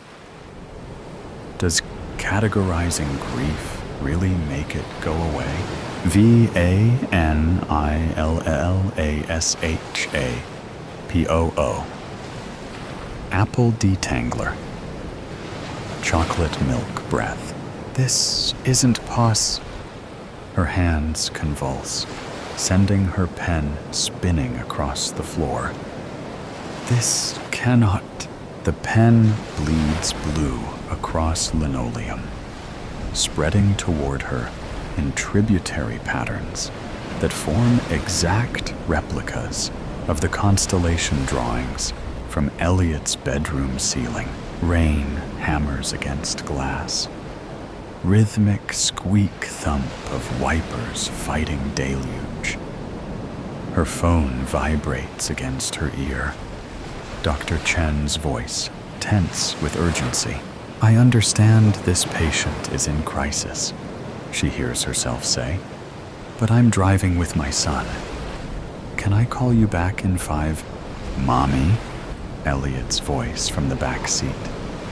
Do stars remember us, even when we don't remember to look at them? A question, deserving thoughtful response. Philosophical inquiry from a 5-year-old mind. Her eyes flick to the rearview mirror, his serious expression awaiting wisdom instead of to the road ahead. Her choice, her responsibility. Headlights through rain, blinding, impact, metal screaming against metal, her body thrown forward, airbag deploying half-second too late, the silence after. You treat this like a case study in your textbook, Jamie Elliott says, now entirely child-sized, but speaking with impossible adult knowledge. Is that easier than admitting you chose the phone call over watching the road? The words DIETONATE inside her chest. Breath fracturing, pulse arrhythmic. 300 days of defenses disintegrating, post-traumatic stress with complete language fails completely. Her vocabulary, once armor against emotion, now meaningless sounds against memories tied. Hospital corridor stretches infinitely before her. Antiseptic, burning her nostrils. Time frozen at 2:37 a.m. The moment unchanged despite 300 days of scientific distance. 300 days of personal reflection spent deliberately not reflecting. She reaches for Jamie/Elliott, but her hands pass through his form, encountering only absence. Not hallucination, but memory materialized. I wasn't. The truth rises like floodwater, threatening to drown her. Clinical terminology evaporating. Harvard training useless against grief's undertow. I wasn't paying attention when it mattered most. Her hands shake uncontrollably. Blue ink flows across the floor, spreading from her pen, her notepad, her appointment book, all the places she's documented others' pain while refusing to acknowledge her own. My entire career, she whispers, helping others face what I couldn't bear to see. Mira finds herself kneeling on cold hospital tiles, forehead against sterile floor, professional identity dissolving in tears, suppressed for 300 days. I chose the phone call over watching the road. She confesses to emptiness, to absence, to irreversible consequence. The hospital corridor wavers, then dissolves. She's back in her office, familiar space rendered foreign by truth. Blue ink surrounds her, no longer threatening, but awaiting direction. Her diplomas, once sources of pride, now seem incomplete chapters in a larger story. She drives home through rain, no longer calculating statistical probabilities of hydroplaning, but feeling water against glass. Her clinical detachment, once armor, now recognized as barrier. Her hands on the steering wheel remember another rainy night, another drive, different outcome, same hands. Her apartment, meticulously controlled in whites and grays, appears through shifted perception. Not ordered, but empty. Not peaceful, but silent. 300 days of creating space that demanded nothing, remembered nothing, reflected nothing back to her. The hallway stretches before her. No more precise 60-degree turn. No more transient memory phenomenon diagnosis when vanilla scent registers. Tonight, she walks deliberately toward what she's avoided. The blue door pulses with its own heartbeat. Gentle rhythm, both inviting and terrifying. Blue light seeps beneath, casting underwater reflections across the floor. Her pulse accelerates. Tachycardia, 97 beats per minute. Old diagnostic habit. Same physical response. New understanding. She places her palm against the wood. Warm. Alive. An answering pressure, as if something, someone, presses back from beyond. I'm choosing to remember, she whispers, voice breaking, and turns the knob. Beyond isn't the sharp pain she feared, but a space where blues shift from midnight depth to dawn's gentle awakening. Stars hang suspended, constellations from a ceiling painted on a Saturday afternoon with small hands guiding hers. Not distant points, but presences casting soft illumination. The air carries forgotten scents. Vanilla shampoo, apple detangler, chocolate milk. Before bedtime, piano notes drift through blue. Chopin Nocturne, 4 hands at different octaves. Laughter when they missed transitions.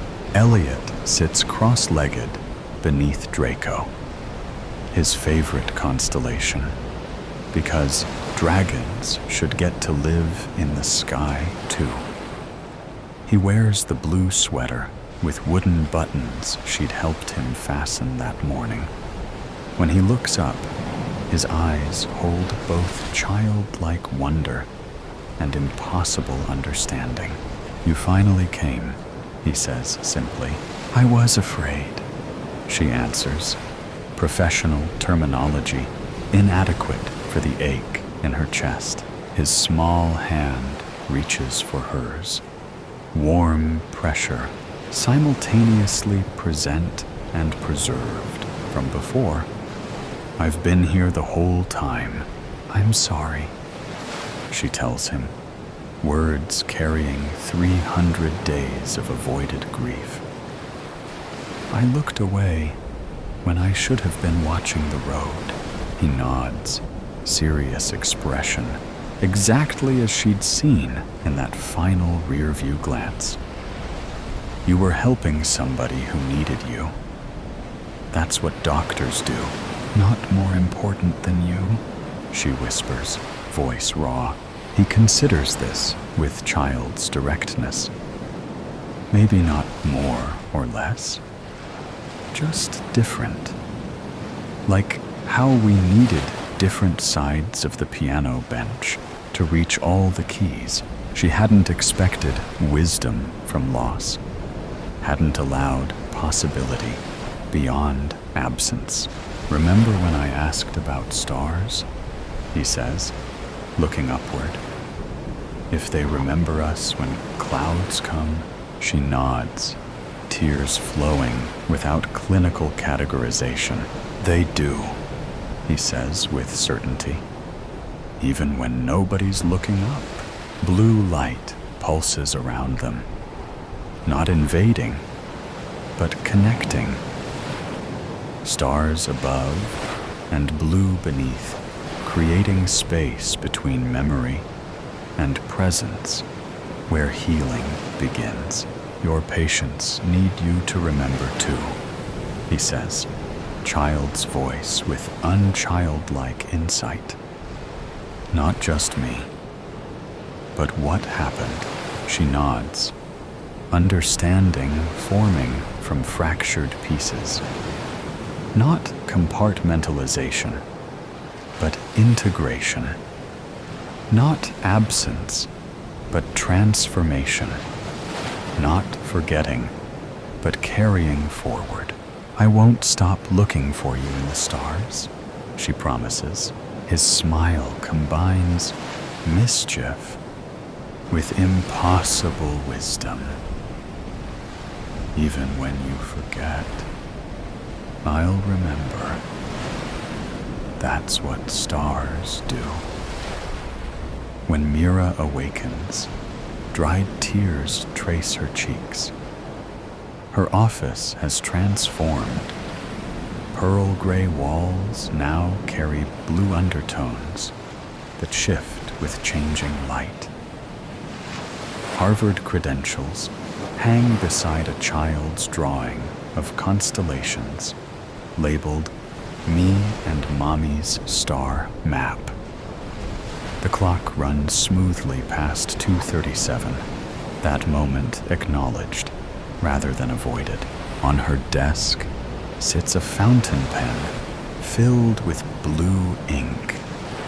Her deliberate choice now, not mysterious manifestation. Beside it, her appointment book with integration practice, replacing the blocks formerly labeled personal reflection. Not scheduled avoidance, but purposeful remembering. The phone rings. Dr. Chen about an urgent patient crisis. 300 days ago, she would have answered immediately. Today, she notes the time, 5:27 p.m. Elliot's astronomy club meets in her memory at 5:30. I'll call back in 20 minutes, she tells the receptionist. I have an important appointment first. She allows herself to remember for exactly 3 minutes. Blue sweater, constellation maps, questions about stars, before returning to professional responsibilities with renewed presence. Later that week, a new patient sits across from her, describing familiar patterns. After my daughter's accident, I created separate compartments, the woman explains, fingers tracing invisible boundaries on the armrest. Work Susan never mentions Emily. Mother Susan only exists on scheduled Sundays, when I permit myself to visit her room. Mira recognizes her former self in this careful division. 300 days ago, she would have praised this compartmentalization as adaptive coping. Standard protocol suggests emotional containment during grief responses. Mira pauses, feeling blue ink against her fingertips. She deliberately sets her manual aside. Protocols have their place, she says, leaning forward slightly, but they can't account for how grief rewrites our internal maps. Compartmentalizing doesn't actually protect us. It fragments us. Integration doesn't mean constant pain, but allowing memory to exist alongside present moment. The woman's eyes fill with tears. How? By acknowledging both your professional competence and your profound loss, not as separate identities, but as equally true aspects of who you are now. Later, Mira opens her own case file. She writes, subject demonstrates initial success in memory integration. professional identity remains intact while accommodating emotional truth. Continued practice indicated. She pauses, then adds, "The stars remember us, even when we forget to look up." She signs the entry. Day 321. The blue ink catches light as it dries. Not the end of grief, but the beginning of carrying it differently. In the name of the park, they say you never really know what someone is like. Not truly. Life has a funny way of showing you. Coincidences, they call them. Those little twists of fate that seem too good to be true. Like how, just as the park started filling up with the wrong kinds of people, they all began to disappear, one by one. Strange, isn't it? I've lived here for decades, in this little house with its flower boxes and its white shutters, watching the seasons change, watching the people come and go at the park across the street. For so long, the park was perfect. Flowers bloomed each spring, and the trees provided shade for the frolicking that took place under them. The good people were always there, the ones who respected it. There was Mrs. Calloway, who had walked her poodle, Franz, at the same time every morning for 20 years. There was George, the retired schoolteacher, who read his newspaper on the same bench while sipping his thermos of coffee. The mothers with their strollers, the elderly couples arm in arm, the joggers who nodded politely as they passed. These were my people. But then the bad ones came. First, it was the teenagers, those little delinquents with their cigarettes and their loud music, loitering around the swings, leaving their garbage behind. They carved their nonsense into the benches, foul words that I won't repeat, marking their territory like stray dogs. I scolded them at first, wagging my finger, telling them they should be ashamed. They only laughed. They had no respect for anything. Not for me, not for the park, not for the memories of the good people who had been there before them.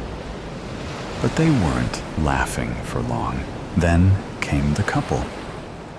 The awful couple who would play disc golf and argue the entire time. He was a burly man with a voice like a fehorn, and she was a waifish thing, shrill and unrelenting like a bird. They didn't just argue, they screamed, and I even think they smoked marijuana. I would try to enjoy my walks, but their voices would pierce through the trees, ruining everything. Clem, Ollie, and Marcus, my Yorkies, would cower in fear as they approached us. It was always about money, or about some other woman, or about how she was ungrateful. And he was a brute. She used much more colorful language. The sound of their discs clattering against metal mixed with their venomous words, polluting the air. Their presence felt like a stain on what should have been a sanctuary, a place of peace. I could almost hear the park groaning under their weight. And then there were the worst ones of all. The dealers. I noticed them sneaking into the park, lurking by the back benches where the trees grew thickest. They wore hoodies, their eyes darting around as they exchanged small bags for crumpled bills. I knew exactly what was happening. I'd seen enough crime reports to recognize the signs, and to think they were doing this when there were children and teenagers in the vicinity. The neighborhood wasn't safe anymore. My park wasn't safe. I saw them whispering to people who passed by, shifting anxiously, always watching their backs. I knew their kind. I had seen the stories on the news. Violence always followed them, and the police did nothing, and yet people ignored it. They walked past, either too afraid or too indifferent to say anything. I called our local police station, and they only told me they would send an officer to check it out. I will tell you, this did not happen. As I watched from my window and saw no police officers in the area, I did report this as well. But I knew the truth. If you want something done right, you must do it yourself. I had to do something. You can never judge a book by its cover, they say. People look at me and they see an old woman, slightly hunched, dressed in my sensible sweaters and shoes, walking my 3 little dogs. They see my tidy house with the white shutters and the flower boxes, and they assume I am exactly what I appear to be. They don't see the woman who was married to a cruel man for 20 years, who learned how to endure, how to be patient, how to bide her time until the right moment came, who realized sometimes something must be lost to be gained, as was the case in preserving peace for my 3 sons. They don't see the woman who grew up on a farm, who learned early how to break a chicken's neck in one swift motion. They don't know how strong my hands really are.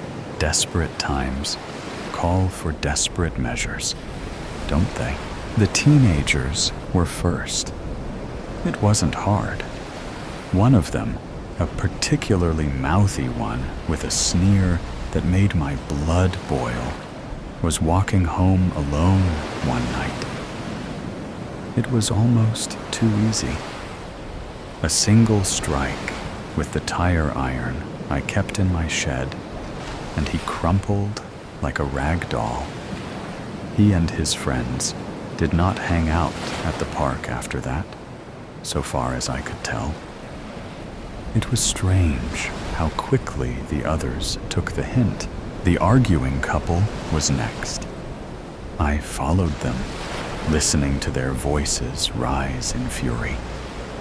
They were on the edge of the park, past the old fence, where no one went anymore. She was crying, and he was yelling, his voice shaking the leaves. I didn't even hesitate. A push was all it took, just one push, and his big, lumbering body toppled over the edge of the ravine. The silence was so sudden, it was almost beautiful. It was as if the park could finally exhale. She turned to me, eyes wide, lips trembling. I thought she would scream, but she didn't. She ran. And I let her, because I knew she wouldn't tell. Women like her know better than to cross women like me. And maybe she will use this second chance to make some better life choices. The dealers were harder. They moved in groups, cautious, always looking over their shoulders. But people like them, they get greedy. They trust the wrong people. One by one, they fell. Each disappearance, a small victory. The police didn't even look into it too hard. Junkies, they called them. No big loss. I made sure they disappeared quietly. A little patience, a little careful planning. No one questioned it. You wouldn't suspect I could even be capable of these deeds. The park is quiet now. The good people have returned, along with the lilac blooms and the koi fish in the pond. Mrs. Calloway walks Franz without fear. George reads his paper in peace. The mothers push their strollers without looking over their shoulders. Their babies have grown and play freely on the park equipment without having to read rubbish. Soon, a new batch of these little lambs will be springing about. The joggers smile again. It's so nice that the park has cleaned up, they say. Feels safe again. Isn't it amazing that all those rough types just stopped coming here? I wonder what happened, Mrs. Calloway mentioned yesterday, as we paused to dispose of our dog droppings before exiting the park. I smile back, but then, just as we step onto the sidewalk, I notice something. A new teenager sitting on the swings, head down, hoodie pulled tight, just sitting, watching. I grip the leash in my hands, my knuckles whitening, because it is safe, and I intend to keep it that way. Nature or nurture?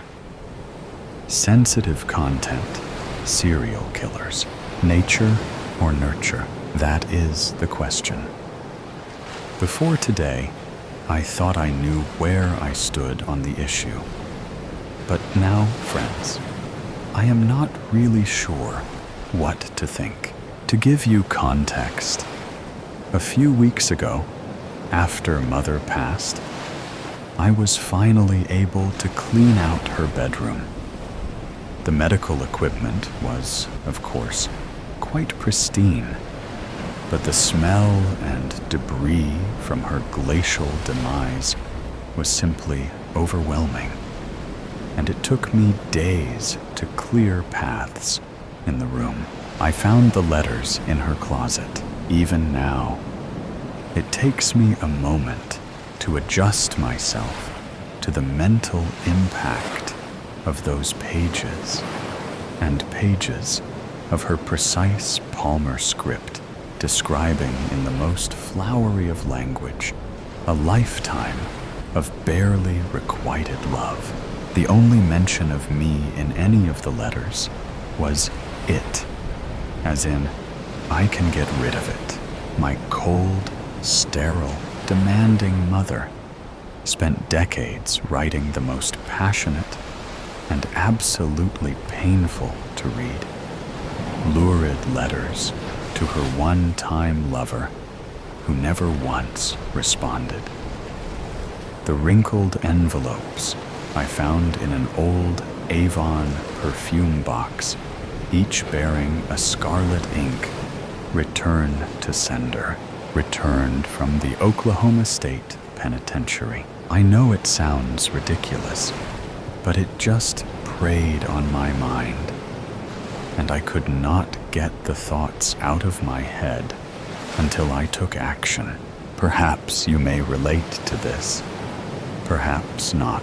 So, friends, I eventually found myself in somewhat of a fugue state, an hour into the 2-hour drive up north from Dallas on 75 to US 69, which leads to Penitentiary Street, and then to the Big Mac, a maximum security prison once known for its annual prisoner rodeo, now infamous for its terrible conditions, riots, and death row prisoners, one of whom could be my father.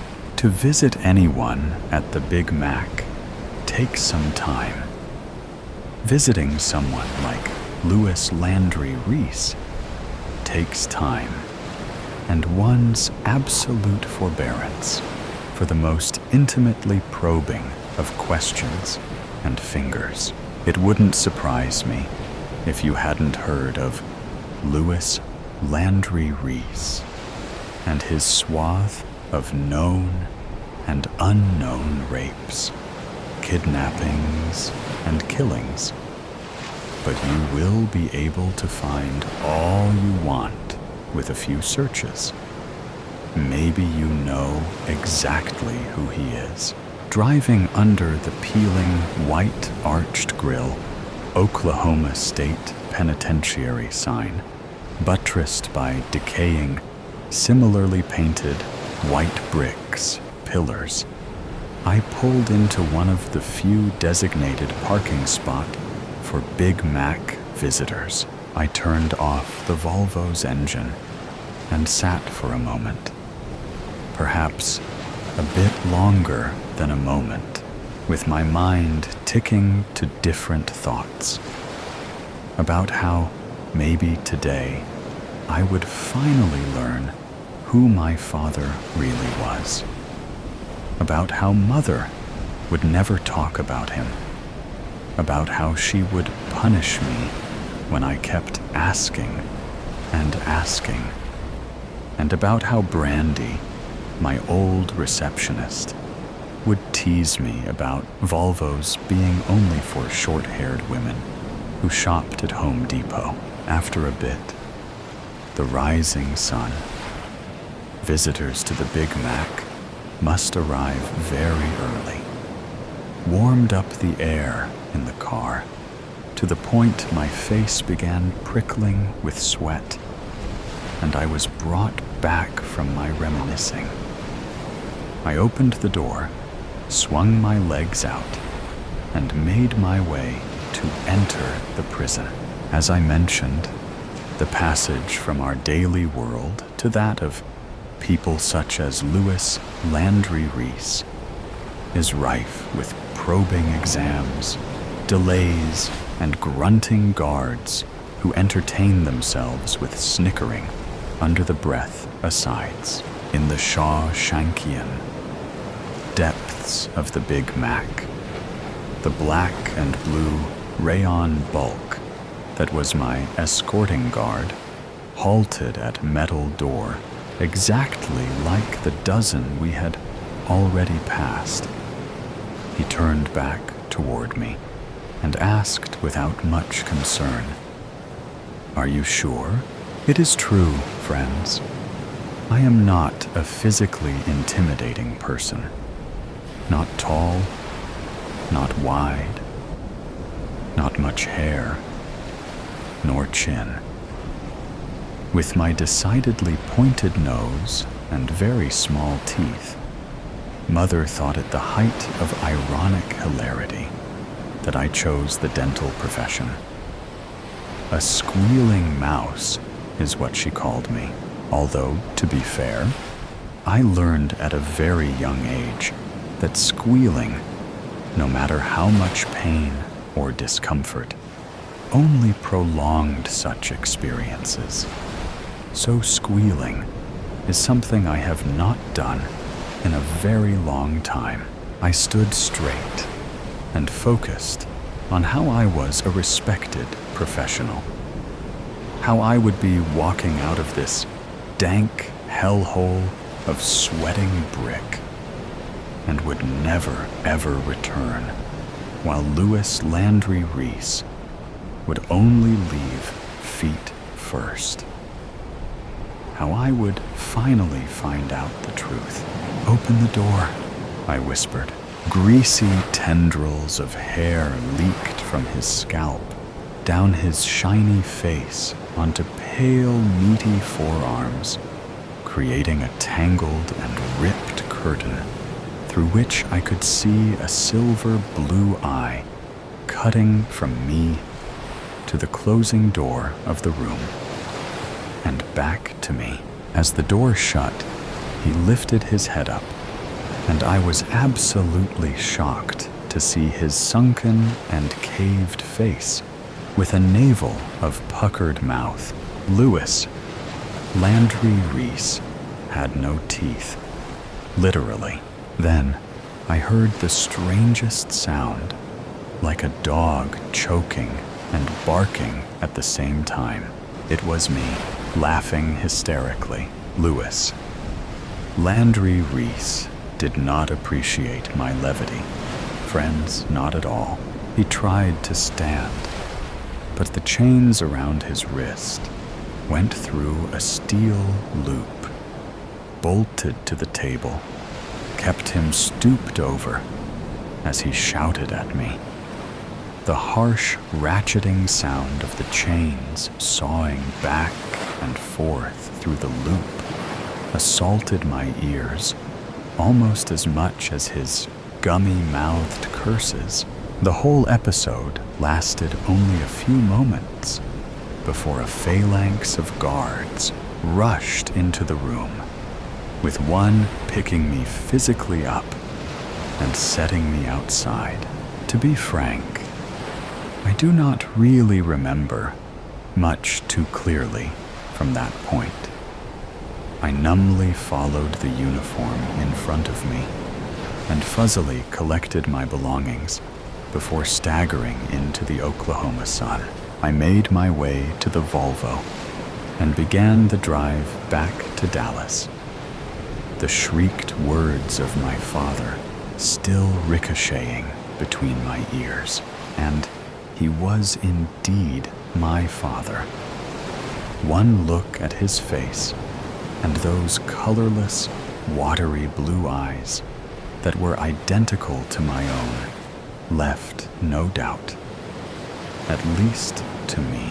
I think Louis Landry Reese thought so too, even though he screamed the most terrible things about Mother and how I was just a dentist and not like the others, which is why I was so stunned and really driving on remote control until I got back to Dallas and pulled off Harry Hines into my driveway. The implications of Louis Landry Reese knowing my occupation meant he knew of me. But what did he know about me? I was thinking this over as I went to the basement to check on Brandy.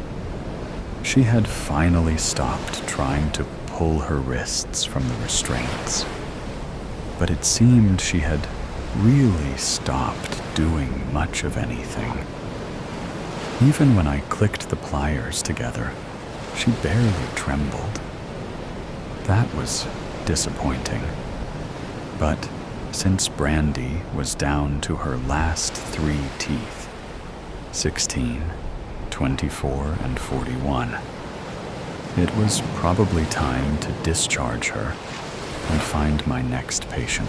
I tell you all this, friends, because contrary to the rantings of Louis Landry Reese, I am not just a dentist. I am the dentist. And Louis Landry Reese also said the others. So, I am posting my story on this dark website as a message in the bottle to see if maybe I have family, others like me, to ask, what do you think? Nature or nurture? Runaway bride. Hopping onto a random train in the middle of the night was not the best idea Elise ever had. Not her worst, but a close second to when she was 13 and slept in the library overnight, only to wake up surrounded by cleaning pixies, surrounded by luggage and the smell of old clothes. She shifts her legs to avoid having them fall asleep before the train reaches the next stop. In other carts, there are no doubt people dining and laughing with glasses of champagne in their hands. She wishes she could join them in their revelry, but leaving her hiding space in a torn, dirt-stained wedding dress won't bring her the right sort of attention. Elise only wanted to be sure that no one had altered it without her knowledge, like her mother-in-law-to-be threatened to do when she failed to convince her to wear her gaudy dress from her own wedding. She didn't expect to hear screaming from the adjacent room when she tested how it fit. Glass bottles filled with wine for the guests breaking against the adjoining walls, the cries only stopping at the sound of a sickening thud. Her groom's voice only relieved her for a moment before she heard it discuss where to dispose of the body.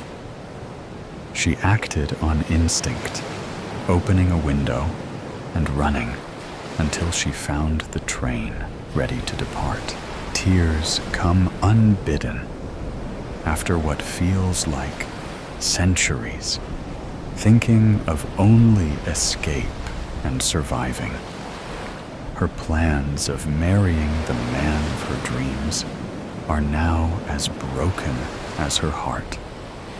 Her eyes grow heavy after her sorrow drains her of tears that further stained her once beautiful white gown. Not even the pain in her blooded feet could keep her awake as adrenaline faded from her body, replaced with exhaustion. Time passes her by as she slept, leaving her ignorant to the moment when the train stops and she's no longer alone. Someone large and strong grabs her, pulling her forward to the point where she nearly falls. Despite her panicked cries, Elise is dragged across the floor, her body already sore from her escape, her limbs unable to move from the mixture of fear and defeat. This is it, my end.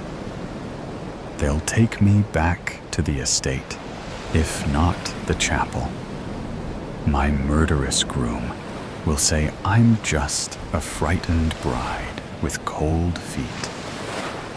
And then it will be my body buried somewhere unknown.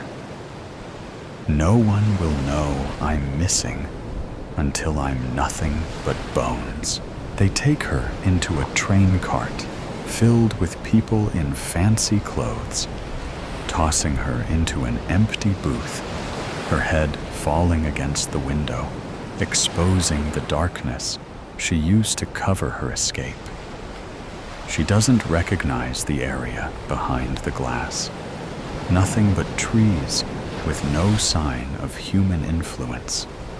Despite the throbbing in her skull, Elise turns her head to the gawking crowd staring back at her in confusion and horror. Their meal interrupted by her unexpected entrance. Only a lone man in a trench coat and wide-brimmed hat has a neutral expression when looking at her. "Is this everyone?" the man asks a uniformed man, the one she assumes brought her here. "Yes, sir. All the passengers are accounted for, and our stowaway." "Any sign of the necklace?"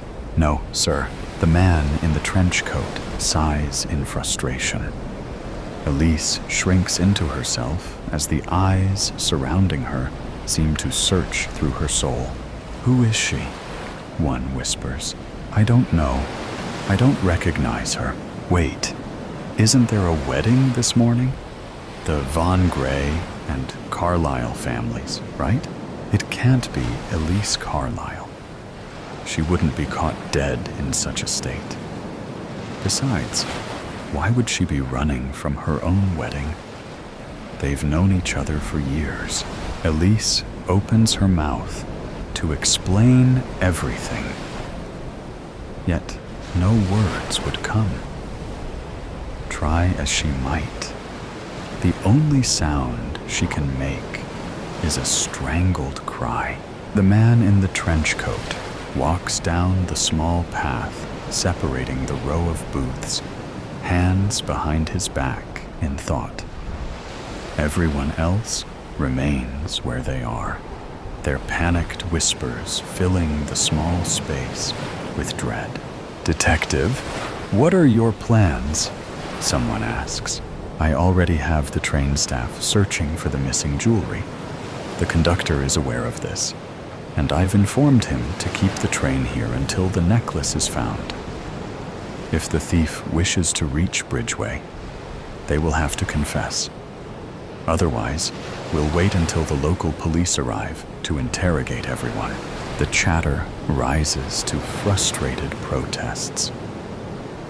The person who dismissed her identity, a middle-aged woman with a large hat decorated with silk flowers, rose from her seat.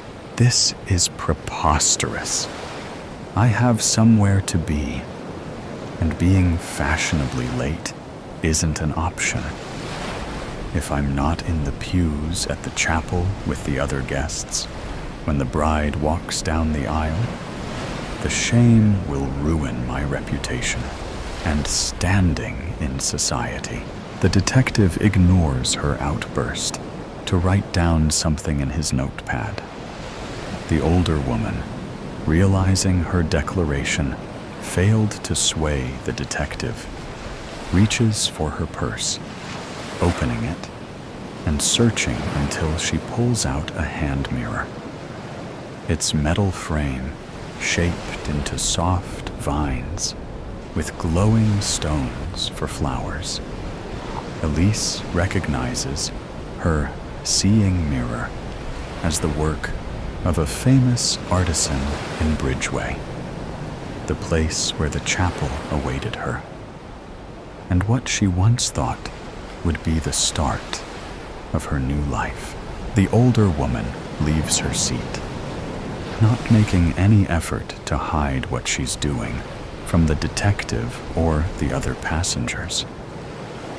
If he suspects something, he doesn't show it as he eyes the passengers. The older woman finds a small corner with an empty booth, turning her back to the others as she presses the flowers and whispers a few words to connect with another seeing mirror. Elise can only see a flash of light from the mirror before the detective takes position across from her, blocking her view. Care to answer some questions? Elise tries once more to speak. And again, only a sound of pain escapes her lips. The detective's hardened expression shifts slightly as she pretends to write with an invisible pen on the table. "Here, you can use mine. Now, first question. How did you get on the train?" Elise writes down a few words. "Open door. Got on before the train left." "And why did you get on the train?" "Running away. Heard a murder. Groom and groomsmen. Don't know who was killed, but was scared." "Your future husband and his groomsmen killed someone? What else can you tell me?" "Screaming, fighting, glass shattering, silence. Then groom says they need to hide the body. The detective continues to ask her questions, Elise responding with what few words she could conjure from her mind without fear settling in. When the interrogation is over, Elise feels hollow, yet despondent. The detective thanks her for her cooperation, moving on to a passenger in a heavy wool coat. Yet, before he could ask a single question, two things happen at the same time. A uniformed woman enters the train with a necklace of flawless diamonds in hand, and the older woman throws her mirror against the wall. The detective springs into action, reaching the staff member in seconds. The older woman turns her attention to Elise, her expression changing from rage to concern. She approaches Elise while the others are distracted with the reveal of the missing necklace. "You're Elise, aren't you?" Elise nods, hope rising in her chest. "Oh, I should have known." The older woman returns to her snobbish attitude in an instant. "Of course, when I connected to my cousin's mirror, she was certain nothing was the matter, or she would have told me.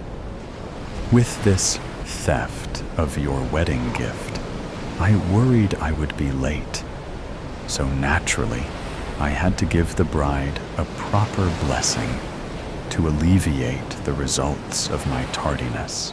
And when the mirror was given to the bride, you won't believe who I saw. Did the Von Gray family servants think so little of me that I wouldn't recognize one of them from the times I've spent with their mistress? The dress wasn't even embroidered." She pats Elise's head as if she were a child, while it swirls in confusion at the news. Poor thing, forced to play in a foolish man's game. No doubt he believed the veil would hide her identity until the priest declared them husband and wife. No matter, everything will be revealed soon enough. I told my cousin to inform your mother that your groom has a convoluted plan to wed another woman of a lowly station. Once we reach Bridgeway, all will be well. Elise is not certain the older woman's assumptions are correct, but the thought of salvation is enough to set her mind at ease. Once the train resumes its journey, the passengers return to a modicum of normalcy, talking about mundane things as they ate their now cold food. Elise's own appetite returned as she dined with the older woman, as she spoke of the scandal that will erupt once the truth is revealed. With time, the wheels break upon the rails as the station of Bridgeway comes into view. The familiar face of her mother, eyes stained with sorrow, light up once Elise races onto the platform into her warm embrace. The unspoken relative. The door to the interrogation room creaked open. A girl was inside, still in the depths of REM sleep, did not stir. Sleep was all she had, her only escape and only therapy from her current fate. She remained curled up on top of the table like a feline, conserving her energy before the hellhounds would be turned loose on her. Haley, a psychiatrist, made her way into the room. She could see the subject. Emily had insomniac circles around her eyes that made her look like a raccoon almost. Haley felt bad for having to wake her, But if Emily wanted sleep, she would need to talk at some point. She reached out and took Emily's hands in hers. They were callow and clammy. Emily emitted a faint whimper, but her eyes remained closed. Haley let go of her hands and brushed Emily's hair. Emily stirred, and her eyes sluggishly opened. Her dark eyes, with saucers for pupils, studied the green emeralds Haley had for eyes. They remained still, watching, then closed again. "Come on, hun. Time to get up." Haley spoke, lightly shaking her. Emily whimpered and covered her face with her arms. Haley stood and scooped her off the table. She expected a fight, but Emily remained docile in her grasp. Before Haley could put her down, Emily clung to her and rested her head on Haley's shoulder. It was difficult to imagine Emily was capable of what the police were accusing her of. Emily was acting more like an 8-year-old than 18. That could be cracked up to the recent traumatic experience she endured. She had recently learned who her real father was, after he took her mother, and stepfather hostage. Her mother was currently recovering from injuries in the hospital, while her stepfather had succumbed to his injuries. Emily wailed suddenly, catching Haley off guard. The reaction was so sudden that Haley almost dropped her. "Honey," Emily buried her face in Haley's chest, with heaving sobs that made her tremble all over.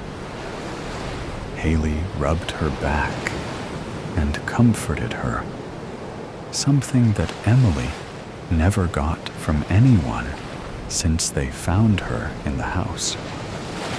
She had passed out with the landline phone still in her grasp, with a split table beneath her that broke her fall.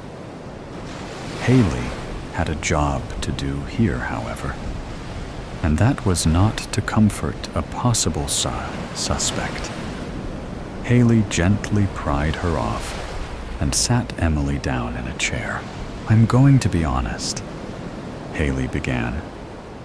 "They suspect you conspired with your father." All the melanin drained from Emily's skin. This couldn't be happening. She quickly shook her head in denial. Emily strained herself, attempting to protest, but her voice cracked, and her words died in her throat. "You may want to see this," Haley said, handing her a tablet. A frightened moan escaped her mouth when the video started playing. When Emily learned the truth, she attacked and interrogated her stepfather in the basement for putting a wool over her eyes, while her real father was otherwise engaged upstairs. And now, law enforcement suspected she was hiding her father's whereabouts. They intended to use this footage as leverage against her if she refused to cooperate. Her knees drew up to her chest as reality washed over her. His blood was on her hands too, whether she liked it or not. But this didn't mean that she conspired with her father. They needed to know that. Emily tried to speak again, but like before, her words could not reach the surface. Like baby sea turtles being plucked away by famished seagulls before reaching the ocean. Words still eluded her. She buried her face in her hands, sighing shakily. Haley placed a small notebook before her along with a pencil. Emily sniffled and started to write. "So, he took your cuffs off for good behavior?" Haley asked. Emily nodded. "And after you found out the truth, you became angry with your stepfather?" Emily replied with a reluctant nod. She wrote her next question with a trembling hand. "There's nothing I can do to avoid prison, is there?" Emily pushed the notebook over to Haley, with tears starting to trickle down her face again. "You can tell me where he is," Haley said. Emily whimpered in frustration. "I don't know where he is, because I did not conspire with him." She wrote, "It's not up to me on what happens to you," Haley began. "But you need to give them something if you wish to avoid prison. Even if you didn't conspire with him, you still assaulted your stepfather, who is now dead."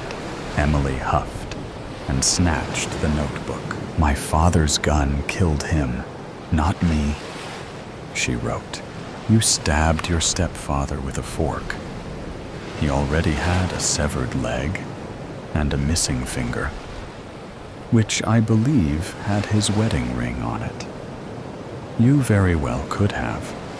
Do you think a jury would let you go free after that?" Emily choked back a sob. "I'm sorry, hun. I know you were under a great deal of stress, but that still does not excuse your actions. He's one of my teachers in high school, okay? Mr. Black is what he goes by. I'm sure that's how he found out that I was his daughter." Emily wrote, "Okay, maybe that will help them find him." "Anything else?" Haley asked. "Please, I need to be there for my mom, so she pulls through." Emily wrote, "I'll see what they think about this," Haley said, taking the notebook with her.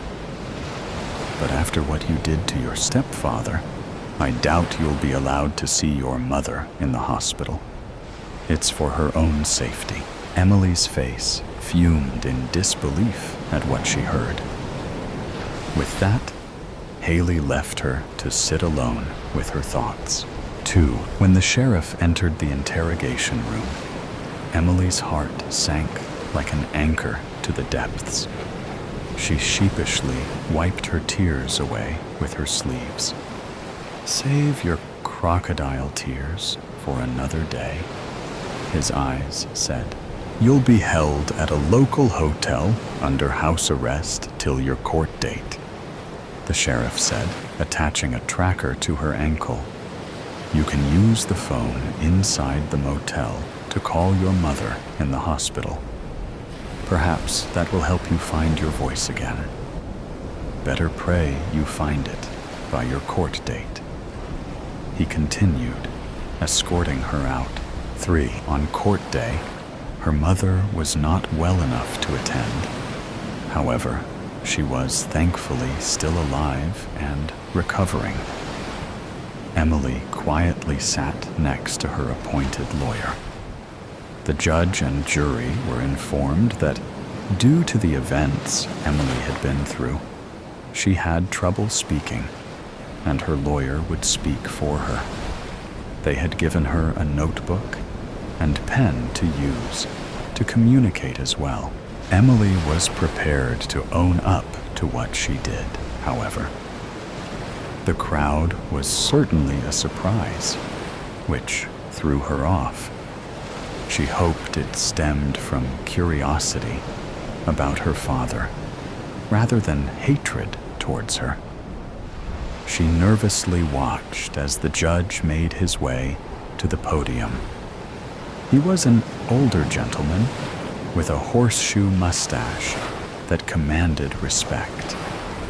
A man with true grit that would not hesitate to punish any poor soul that dared question his authority.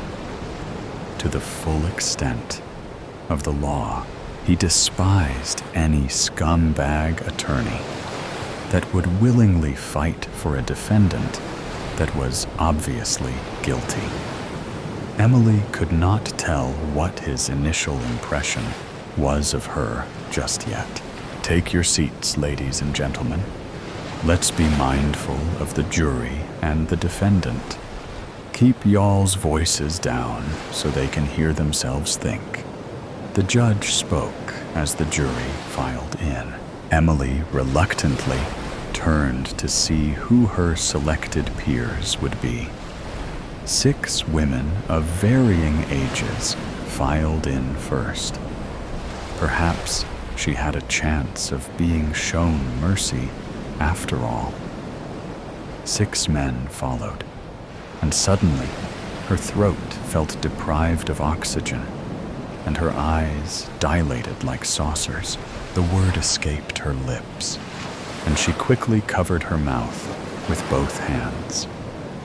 But the room had grown silent as a Buddhist temple. It was too late. What was that, miss? The judge spoke, making her flinch. Emily quickly turned away from the jury and spoke for what felt like the first time in weeks. Nothing. Sorry. She spoke with an awkward rise in her voice. Mind repeating what you said a moment ago? I was under the impression that you didn't speak. The judge said. Objection, Your Honor. Her attorney stepped in. Overruled. You were saying, miss? The judge spoke.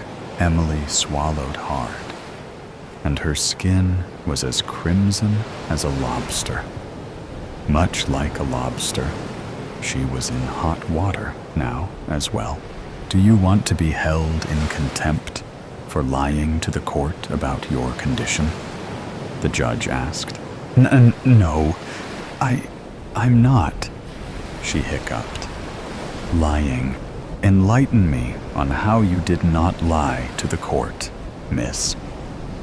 The judge pressed. Your Honor, I made it clear she has difficulty speaking, and that she is, or in this case, was temporarily mute. The key word was temporarily. Her attorney spoke.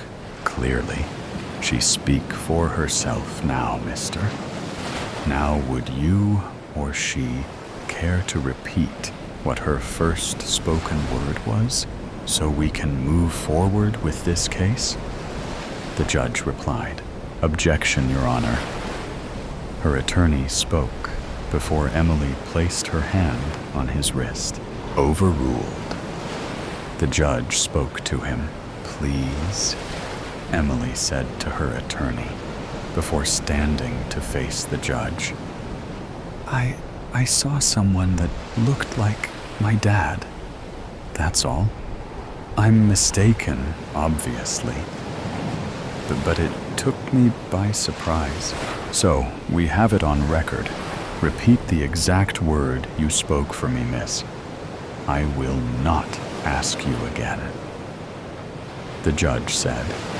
Daddy, that's what I said. I was mistaken. Sorry, Your Honor. Emily spoke meekly. Why don't you point out the individual you mistook for him? Would you kindly? The judge spoke. A small trickle ran between her legs, and Emily winced, hating herself. In fact, why don't we show everyone what her father looks like? Shall we? The judge said. And a projector flashed a picture of Mr. Black on the wall behind him. This is the man responsible for the death of Emily's stepfather and for her mother, who is currently in hospice care. What we are here for currently, ladies and gentlemen of the jury, is to figure out whether Emily knows of his whereabouts, and 2, whether she conspired with him against her stepfather. The judge spoke. "Now, isn't that a load of horse shit?" A voice cackled. A man in the jury stood, and Emily's fears were confirmed. His disguise could fool most, but not her. "You think she's capable of this? Hell, she couldn't even keep it together when she caught a glance of my face." Mr. Black laughed, pressing his revolver against another juror, urging them to walk up with him. The police officers and security guards all drew their weapons, but Mr. Black revealed his own weapon that was strapped to his chest. There was a rise of panic from the bystanders and the jury. "Enough!" the judge roared, and the crowd simmered down. As the Joker once said, "Let's not blow this out of proportion. I'll only take a moment of your time, one way or another." Mr. Black said, "You've got balls showing your face around here." The judge spoke. "I'm just here to make sure an innocent person doesn't go to jail. Lord knows the law has a way of fucking that up." Mr. Black replied, "I propose an exchange then. You go to jail while she goes free. That, I reckon, is how it should have been all along." The judge said, "Ha! You should go on stage and see how far that joke gets ya." Mr. Black cackled. "What's the plan here? What's your end game?" The judge asked. "It's simple. If you all want to live, you let us leave quietly. Remember, the juror I replaced is elsewhere, awaiting your assistance." Mr. Black said. The judge, a veteran from the war in Afghanistan, recognized the bomb Mr. Black had strapped to his chest. It was capable of taking out a whole block. Everyone inside this building would be cooked like a Thanksgiving turkey when all was said and done. "Drop y'all's weapons," the judge ordered. The officers followed suit. "Let's be on our way, Emily." Mr. Black spoke. A frightened moan escaped her mouth. She had no idea her father was capable of this. He would be labeled as a terrorist in the news. There was no coming back from that.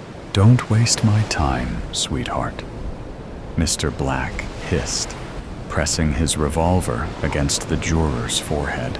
Emily whimpered and reluctantly stood up. "Can you tell me where the other juror is before you go?" the judge asked. "Good man," Mr. Black said, opening the door to the judge's quarters. Through there was a quick exit to the parking lot. "I left a note with an address under my juror seat. If anyone stops me, that place will blow too," Mr. Black said. Emily gagged as her nerves started getting the better of her. This was all too much to take in. But Mr. Black tugged her inside by the collar of her shirt, urging her to keep moving, and they ran to the exit door. Outside, there were 2 cars waiting for them. Mr. Black shoved his hostage to the floor and slammed the door shut behind him. Emily eyed both cars in confusion. She yelped when she felt something hot sting her arm. Emily looked up at her father as everything around her grew brighter. "Why?" she whimpered. "Can't risk you having second thoughts." Mr. Black replied with a wink, removing the small needle from her arm. Emily was too weak to resist when he laid her down in the back seat of a Chrysler 300. He rode in a different car, and she passed out before they drove away. 4. Emily awoke with a start in what felt like another lifetime. She was cocooned in a hammock, ready to hatch into a new life, it seemed. Her sluggish eyes registered a clustered forest of coconut palms around her, and a man sitting at a nearby table. He wore a straw hat and was sipping on a pina colada. "Welcome back," Mr. Black said. The ocean was a shimmering shade of teal in the sunlight, roaring in the distance. "Is Mom okay?" Emily slurred. "She'll be fine," Mr. Black said, "but she'll need her distance for some time before she forgives us." The couple in the glass. The first time she saw them, she didn't think too much of it. Just an exceptionally attractive, well-dressed couple having dinner together in their multi-million-dollar penthouse while overlooking downtown Chicago. Bev Thomas watched them from the balcony of the apartment, hidden away in the shadows of the night, wondering what it must be like. The apartment she was currently cleaning for work was cherry enough, but nothing compared to the place these two lived in. She'd studied them, admired them, became invested in them, but never once did it occur to her during that first sighting that anything was wrong. The woman wasn't just beautiful. She was elegant. Elegant in the way that women just weren't anymore. Audrey Hepburn, Grace Kelly, Jackie Kennedy. Women who embodied class, charm, and fashion. The woman in the window looked as though she belonged on that same list, regardless of the fact that she was completely unknown to Bev. She wasn't a celebrity, wasn't an actress or a singer, and Bev didn't recognize her from the world of politics. She was just a stunning, refined, angelic individual who looked as though she'd descended from heaven itself to grace the earth with her beauty. She wore a ball gown of sorts, pale yellow, and doused in what Bev could only imagine were real diamonds from the way the material shimmered. Bev couldn't help but allow the jealousy to set in. How could one person have it all? If her looks weren't enough, there was the man seated across from her. He was unrealistically handsome. She was convinced he'd had work done to make him look that way, like he'd just arrived from a factory somewhere. But inside, she doubted it. Something about his face told her it was all natural. He landed somewhere between Paul Newman and Henry Cavill. From the Newman side came the piercing blue eyes, so deep in color that Bev could see them clearly from the balcony across the boulevard. The stubble of a full beard gave him the timeless, rugged quality. But then came the Cavill features. A strong, chiseled jaw, a full head of wavy auburn hair and a physique that looked as though Michelangelo had risen from the dead and carved it himself.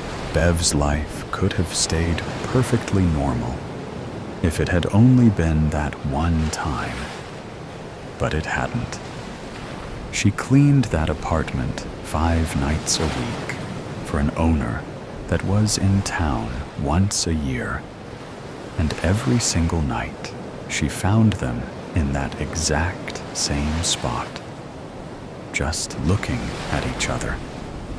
The second time, she found herself talking out loud about it. After all, it was just her. The walls weren't going to be critical of her self-monologue. The hell are they doing? Every night? She whined as she dusted away at the shelving and priceless decor. If I had money like that, I'd never cook another thing ever again. Then it occurred to her, and she nodded to herself at the realization. Probably a personal chef brings the 5-star menu to their front door. Unbelievable. She watched them as they ate, trying to imagine what the steak and asparagus tasted like when you were that well off. But from what she could tell, they didn't seem to enjoy it all that much. Probably eat like royalty so much that the glamour wore off, she'd thought. She'd forced herself to ignore them after that for the entirety of the second night. It was when she arrived for her shift on the 3rd evening that the situation started to feel off. Something just wasn't quite right about them. 3rd night in a row, and there they were, seating by the window, candlelit dinner and champagne. It was like watching someone's anniversary on a loop. That night, she didn't ignore them. That night, she actually moved a chair from the other side of the living room to the window where she could make herself comfortable as she stalked. She began to realize small details about them. Their clothing had changed, but their expressions were exactly the same. Stoic. As she watched their rendezvous unfold, she noticed that neither of them took a single bite of their meals or a solitary sip of their wine. Odd. Then there was Prince Charming's facial hair. The stubble had been there to begin with, but now the shadow of a budding neck beard was now showing. He hadn't shaved in a few days.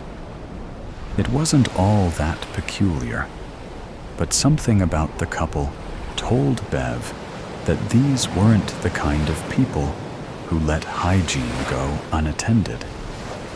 It was like the thing in the photo, not like the others. As she studied their faces, she noticed that they both looked exhausted, like they hadn't slept much. The final observation she made was that they never moved from those seats. When they did shift in place or push food around on their plates, their movements were subtle, almost careful. It became almost irritating for Bev. At first, she'd enjoyed daydreaming about what their world must be like. But now the show was becoming a bore. She moved the chair back to its spot on the other side of the room and ignored them as best she could for the rest of her shift. But when she returned for the 4th and 5th night that week, she found them there still, staring at each other and never moving. Saturday and Sunday she had off, but her mind was completely occupied by that couple across the way. It bothered Bev so much that Monday morning she decided to do a little detective work. She didn't have names to go on, so she went about finding them out. She made calls, did some internet searches, even sorted through city and county records to get any information that she could. It took her most of the day, but she finally found something. The penthouse on the 42nd floor on the left-hand wing belonged to a man named Doug Allen. He was some sort of financial wizard and had obtained an enormous amount of wealth day trading. From what Bev could tell, he'd never been married. Must be a girlfriend, she thought. But then she called the front desk of the building the penthouse was in and discovered that Mr. Allen hadn't used his personal entry sensor or code in over a month. When she went in to clean the apartment that night, they were there again, sitting by the window, looking like a set of puppets. It was too much for Bev. She was too invested. She made her way across to their building and waited outside until a stranger walked in, walking in behind them and onto the elevator as if she belonged. Thankfully, the ladies at reception were fully engaged in a conversation about the latest episode of Yellowstone and hadn't noticed. When she arrived on the 42nd floor, she found herself in a hallway that offered only 4 options. One penthouse door for each wing of the building. She approached their door and immediately noticed the "Do Not Disturb" placard that hung beside it. She was so nervous, she was shaking. But this couple had completely polluted her days and nights. She had to know what was going on if she ever wanted to get back to reality. She didn't know what she would say when they answered, but she decided she would figure it out as she went. She knocked once with the intention of doing it a second and third time, but when her knuckles connected with the door, it inched open slightly. It hadn't been properly latched. She looked at the opening for over a minute, trying to decide what to do. Clearly, they hadn't heard the knock, as no one came to the door to confront her. Surprising even to herself, she was actually considering letting herself in just enough to get a glimpse. She decided against the idea initially, but as she reached for the knob to close the door, she couldn't help herself. She shifted it open a little further, just enough to see inside. There was a small table in the center, and on the top were dozens of photos and documents. She'd come this far. She needed something to satisfy her insatiable interest. She approached the table and began to peruse the contents. The photos were all of the couple in the window, but the images were all from afar, as if whoever had taken them had done so without their knowledge. Bev's stomach started to turn as she read through the documents. Every one a piece of evidence. Evidence of an affair.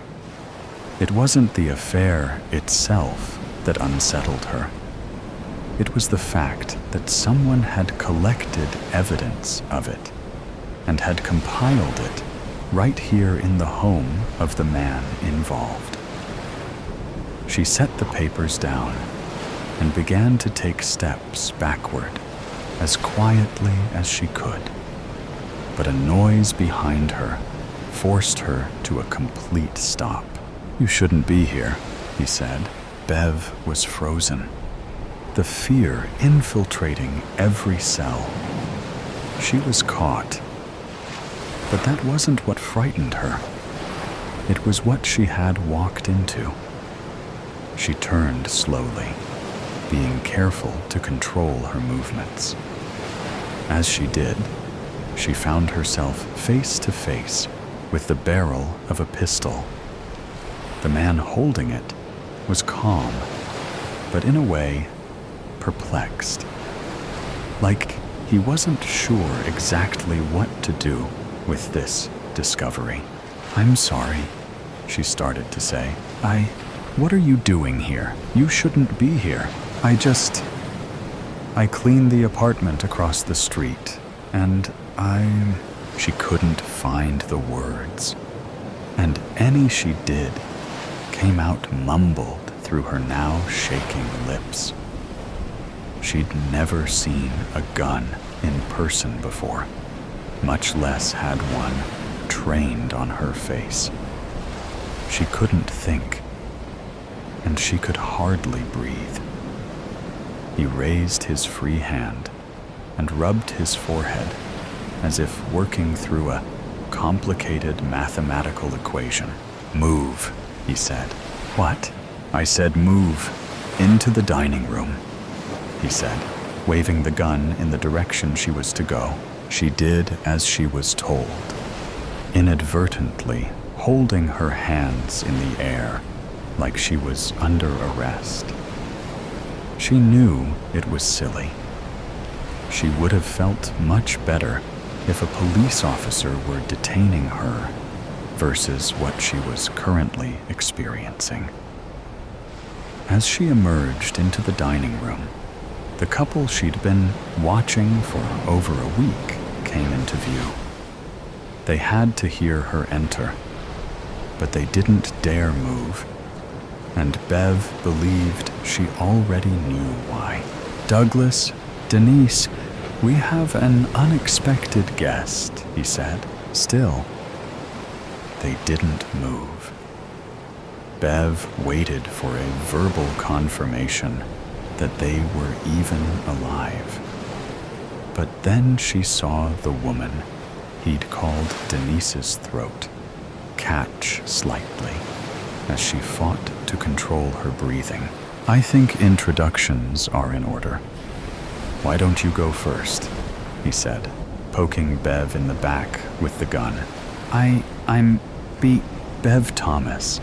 I just cleaned the apartment across the street. Perhaps you'd like to tell us exactly why you've intruded upon our evening of wonders and romance.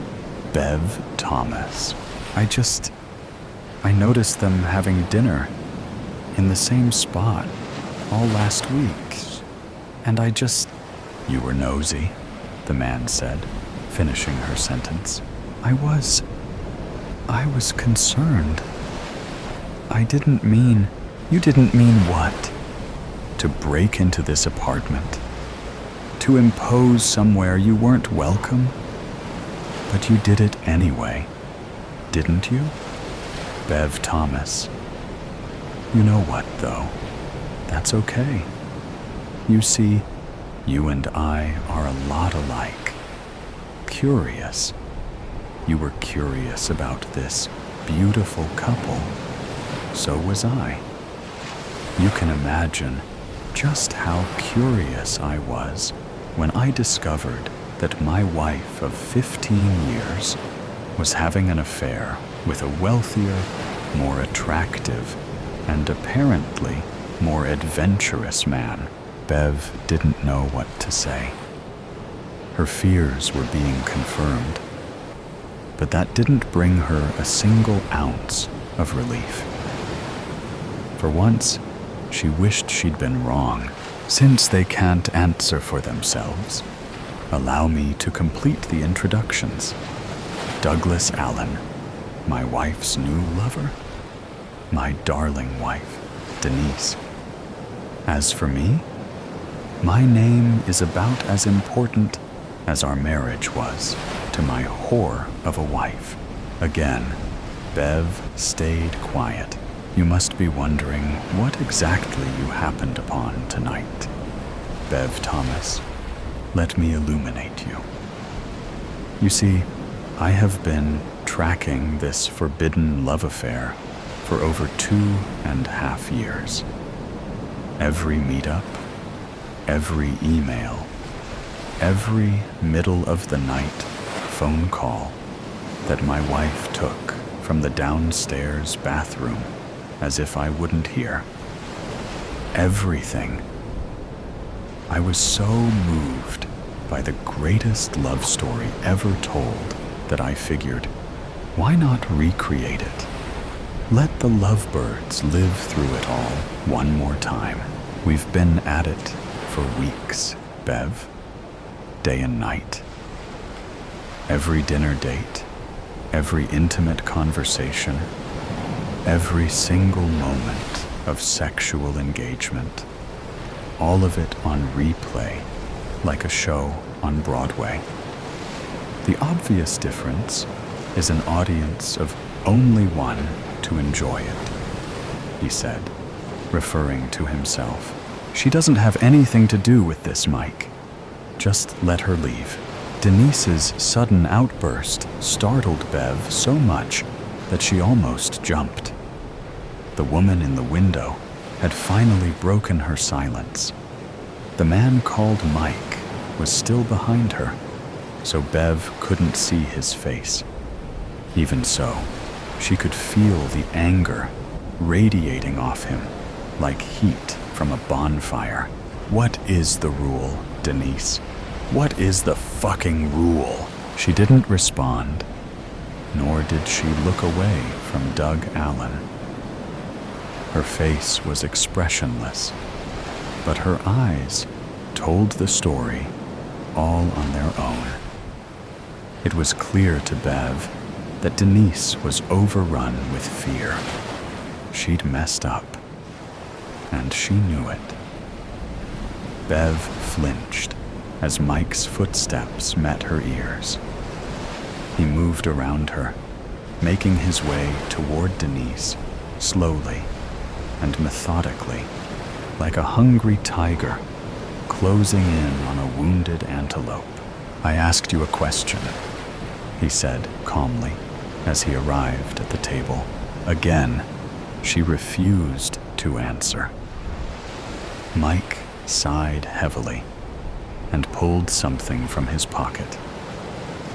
Before it registered what he had retrieved, the blade of the folding knife had flipped open and had been driven through Doug's hand, nailing it to the tabletop. Doug screamed out in pain, and Denise did the same. All the fear, anger, and misery exploding out of her.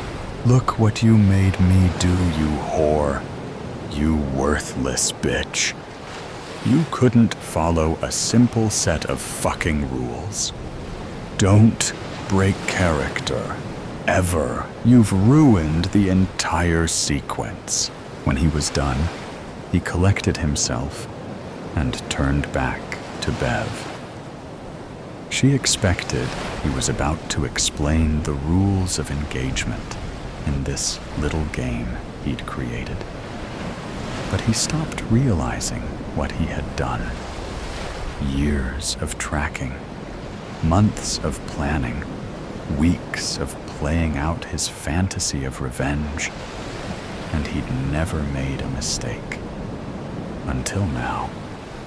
He turned back around as quickly as he could, but it was too late. Denise had already pulled the knife from Doug's hand. As his front side became exposed, she drove the knife deep into his chest. He gasped and began to stumble backwards. She followed him onto the floor, where she pulled the blade out and then stuck it in again. Then again, and again. Doug nursed his wounded hand, and Bev watched, frozen in time, as the slaughter ensued. When she no longer had the strength to pull the knife out, and Mike was fighting for his last few breaths, she moved up to his head and whispered something in his ear. His eyes went wide, then slowly shut, as the final bit of life departed from his body. What happened next was a whirlwind of police sirens, flashing lights, EMTs, and crime scene technicians. People in uniform taking Bev's statement again and again. Paramedics checking her for injuries, the flash of cameras as evidence was documented and collected inside the penthouse. She couldn't bring herself to say much of anything, but she hung on every word as Doug and Denise detailed what they had been through while captives of a madman, driven to the edge of sanity by pure rage and jealousy. When the police had finished their questions, and just before the pair were swept off by an ambulance to receive further medical attention at the hospital, Bev had time to ask one single question. She approached the back of the ambulance and looked up into Denise's eyes. "There is so much I don't understand. I'm glad you're both okay. But what did you say to him?" At the end, Denise smiled to herself, like she was about to reveal a childhood secret she'd always promised to take to the grave. She leaned down close so that she could whisper and still be audible. "I told him the truth, that Doug and I knew he was following us for months, and we kept at it anyways. I told him that it made it that much more exciting that he was seeing everything we were doing, and it just made us want to do it that much more. I told him that, and I told him that the only thing better than Doug and I tearing into each other with him knowing was doing it all over again in front of his pathetic face." Before she could say anything more, the paramedics came and secured the doors. Bev watched, speechless, as the ambulance pulled away. Since she didn't have any injuries, she didn't need to go to the hospital. Instead, she went back to the apartment she was supposed to be cleaning. Lost in thought, she wandered over to the window, looking up to an empty table in the penthouse across the street, where she'd first seen the couple in the glass. "See you soon, Claire. You didn't think you could just leave, did you? I've always known where you were. That little bus station in the city, that motel with the flickering sign on the side of the motorway. I was watching you, even then. How you clutch your bag when you sleep. How you leave the TV on static to drown out the sound of your thoughts.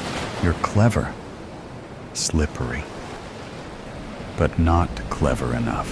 I have to admit, you know how to cover your tracks. But you should know that you can't shake off your own tail.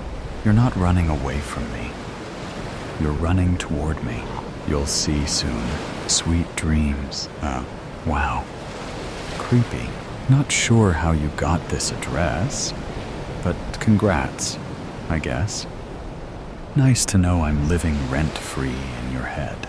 FYI, the bus station smelled like pee, and the motel had roaches.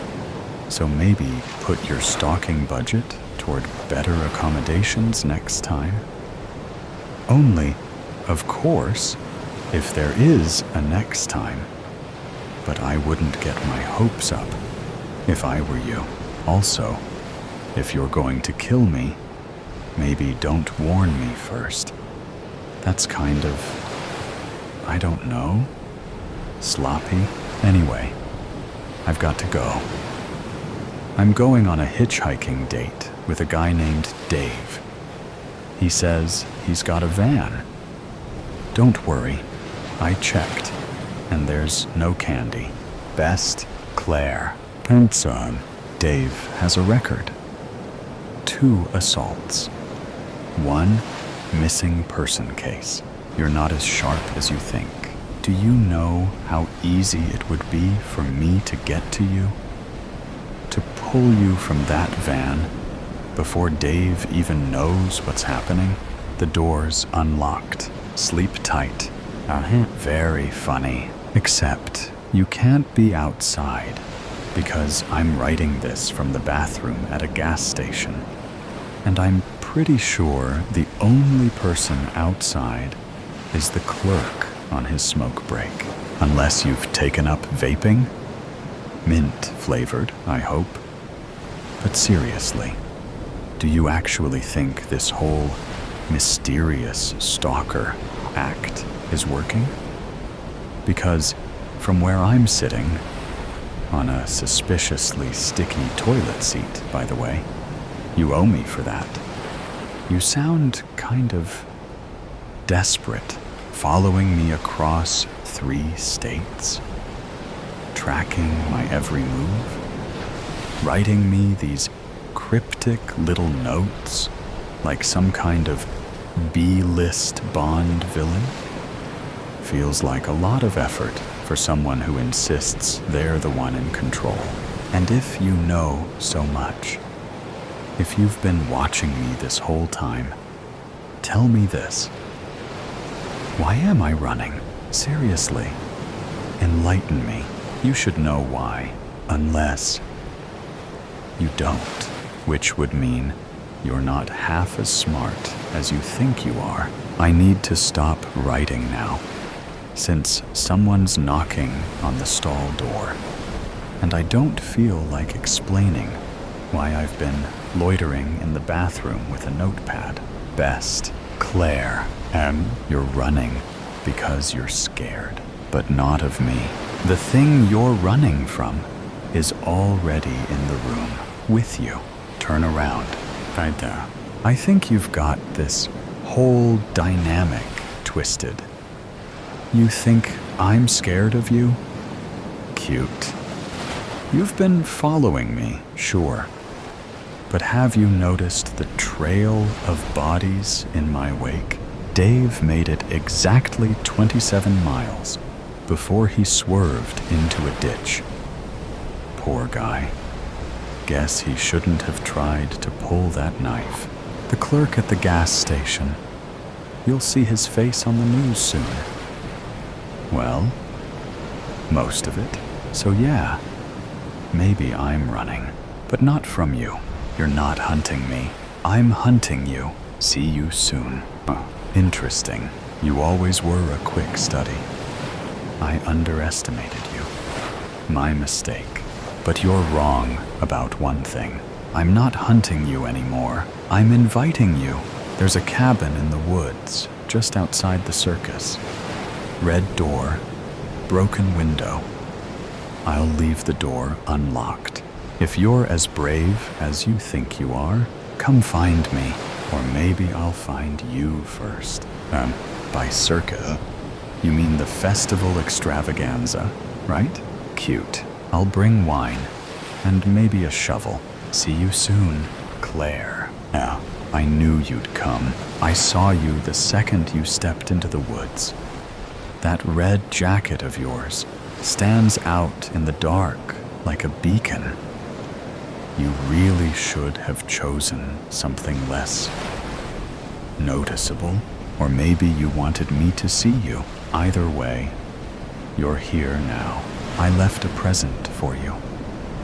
I thought I might as well give you a chance. The knife I pinned this letter down with is all yours. I trust you know how to use it. Do you feel it? The cold sinking into your bones, the silence pressing down on you, that sound behind you, the snap of a branch that wasn't an animal.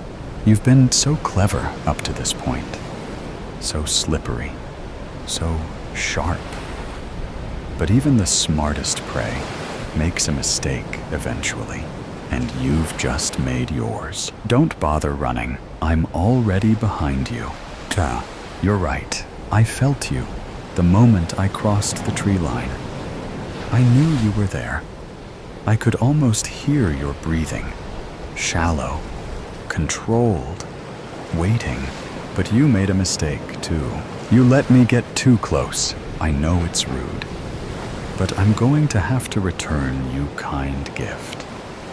A girl can't have too many of a good thing, or it gets boring. I felt the heat of your breath on the back of my neck, and I smiled, because I'm not scared of you anymore. Not that I ever was, and you'll never get the chance to write me again. Clever girl, but not clever enough. See you soon. An incident report. Missing person. Claire Marie Jenkins. Location: isolated cabin, festival extravaganza.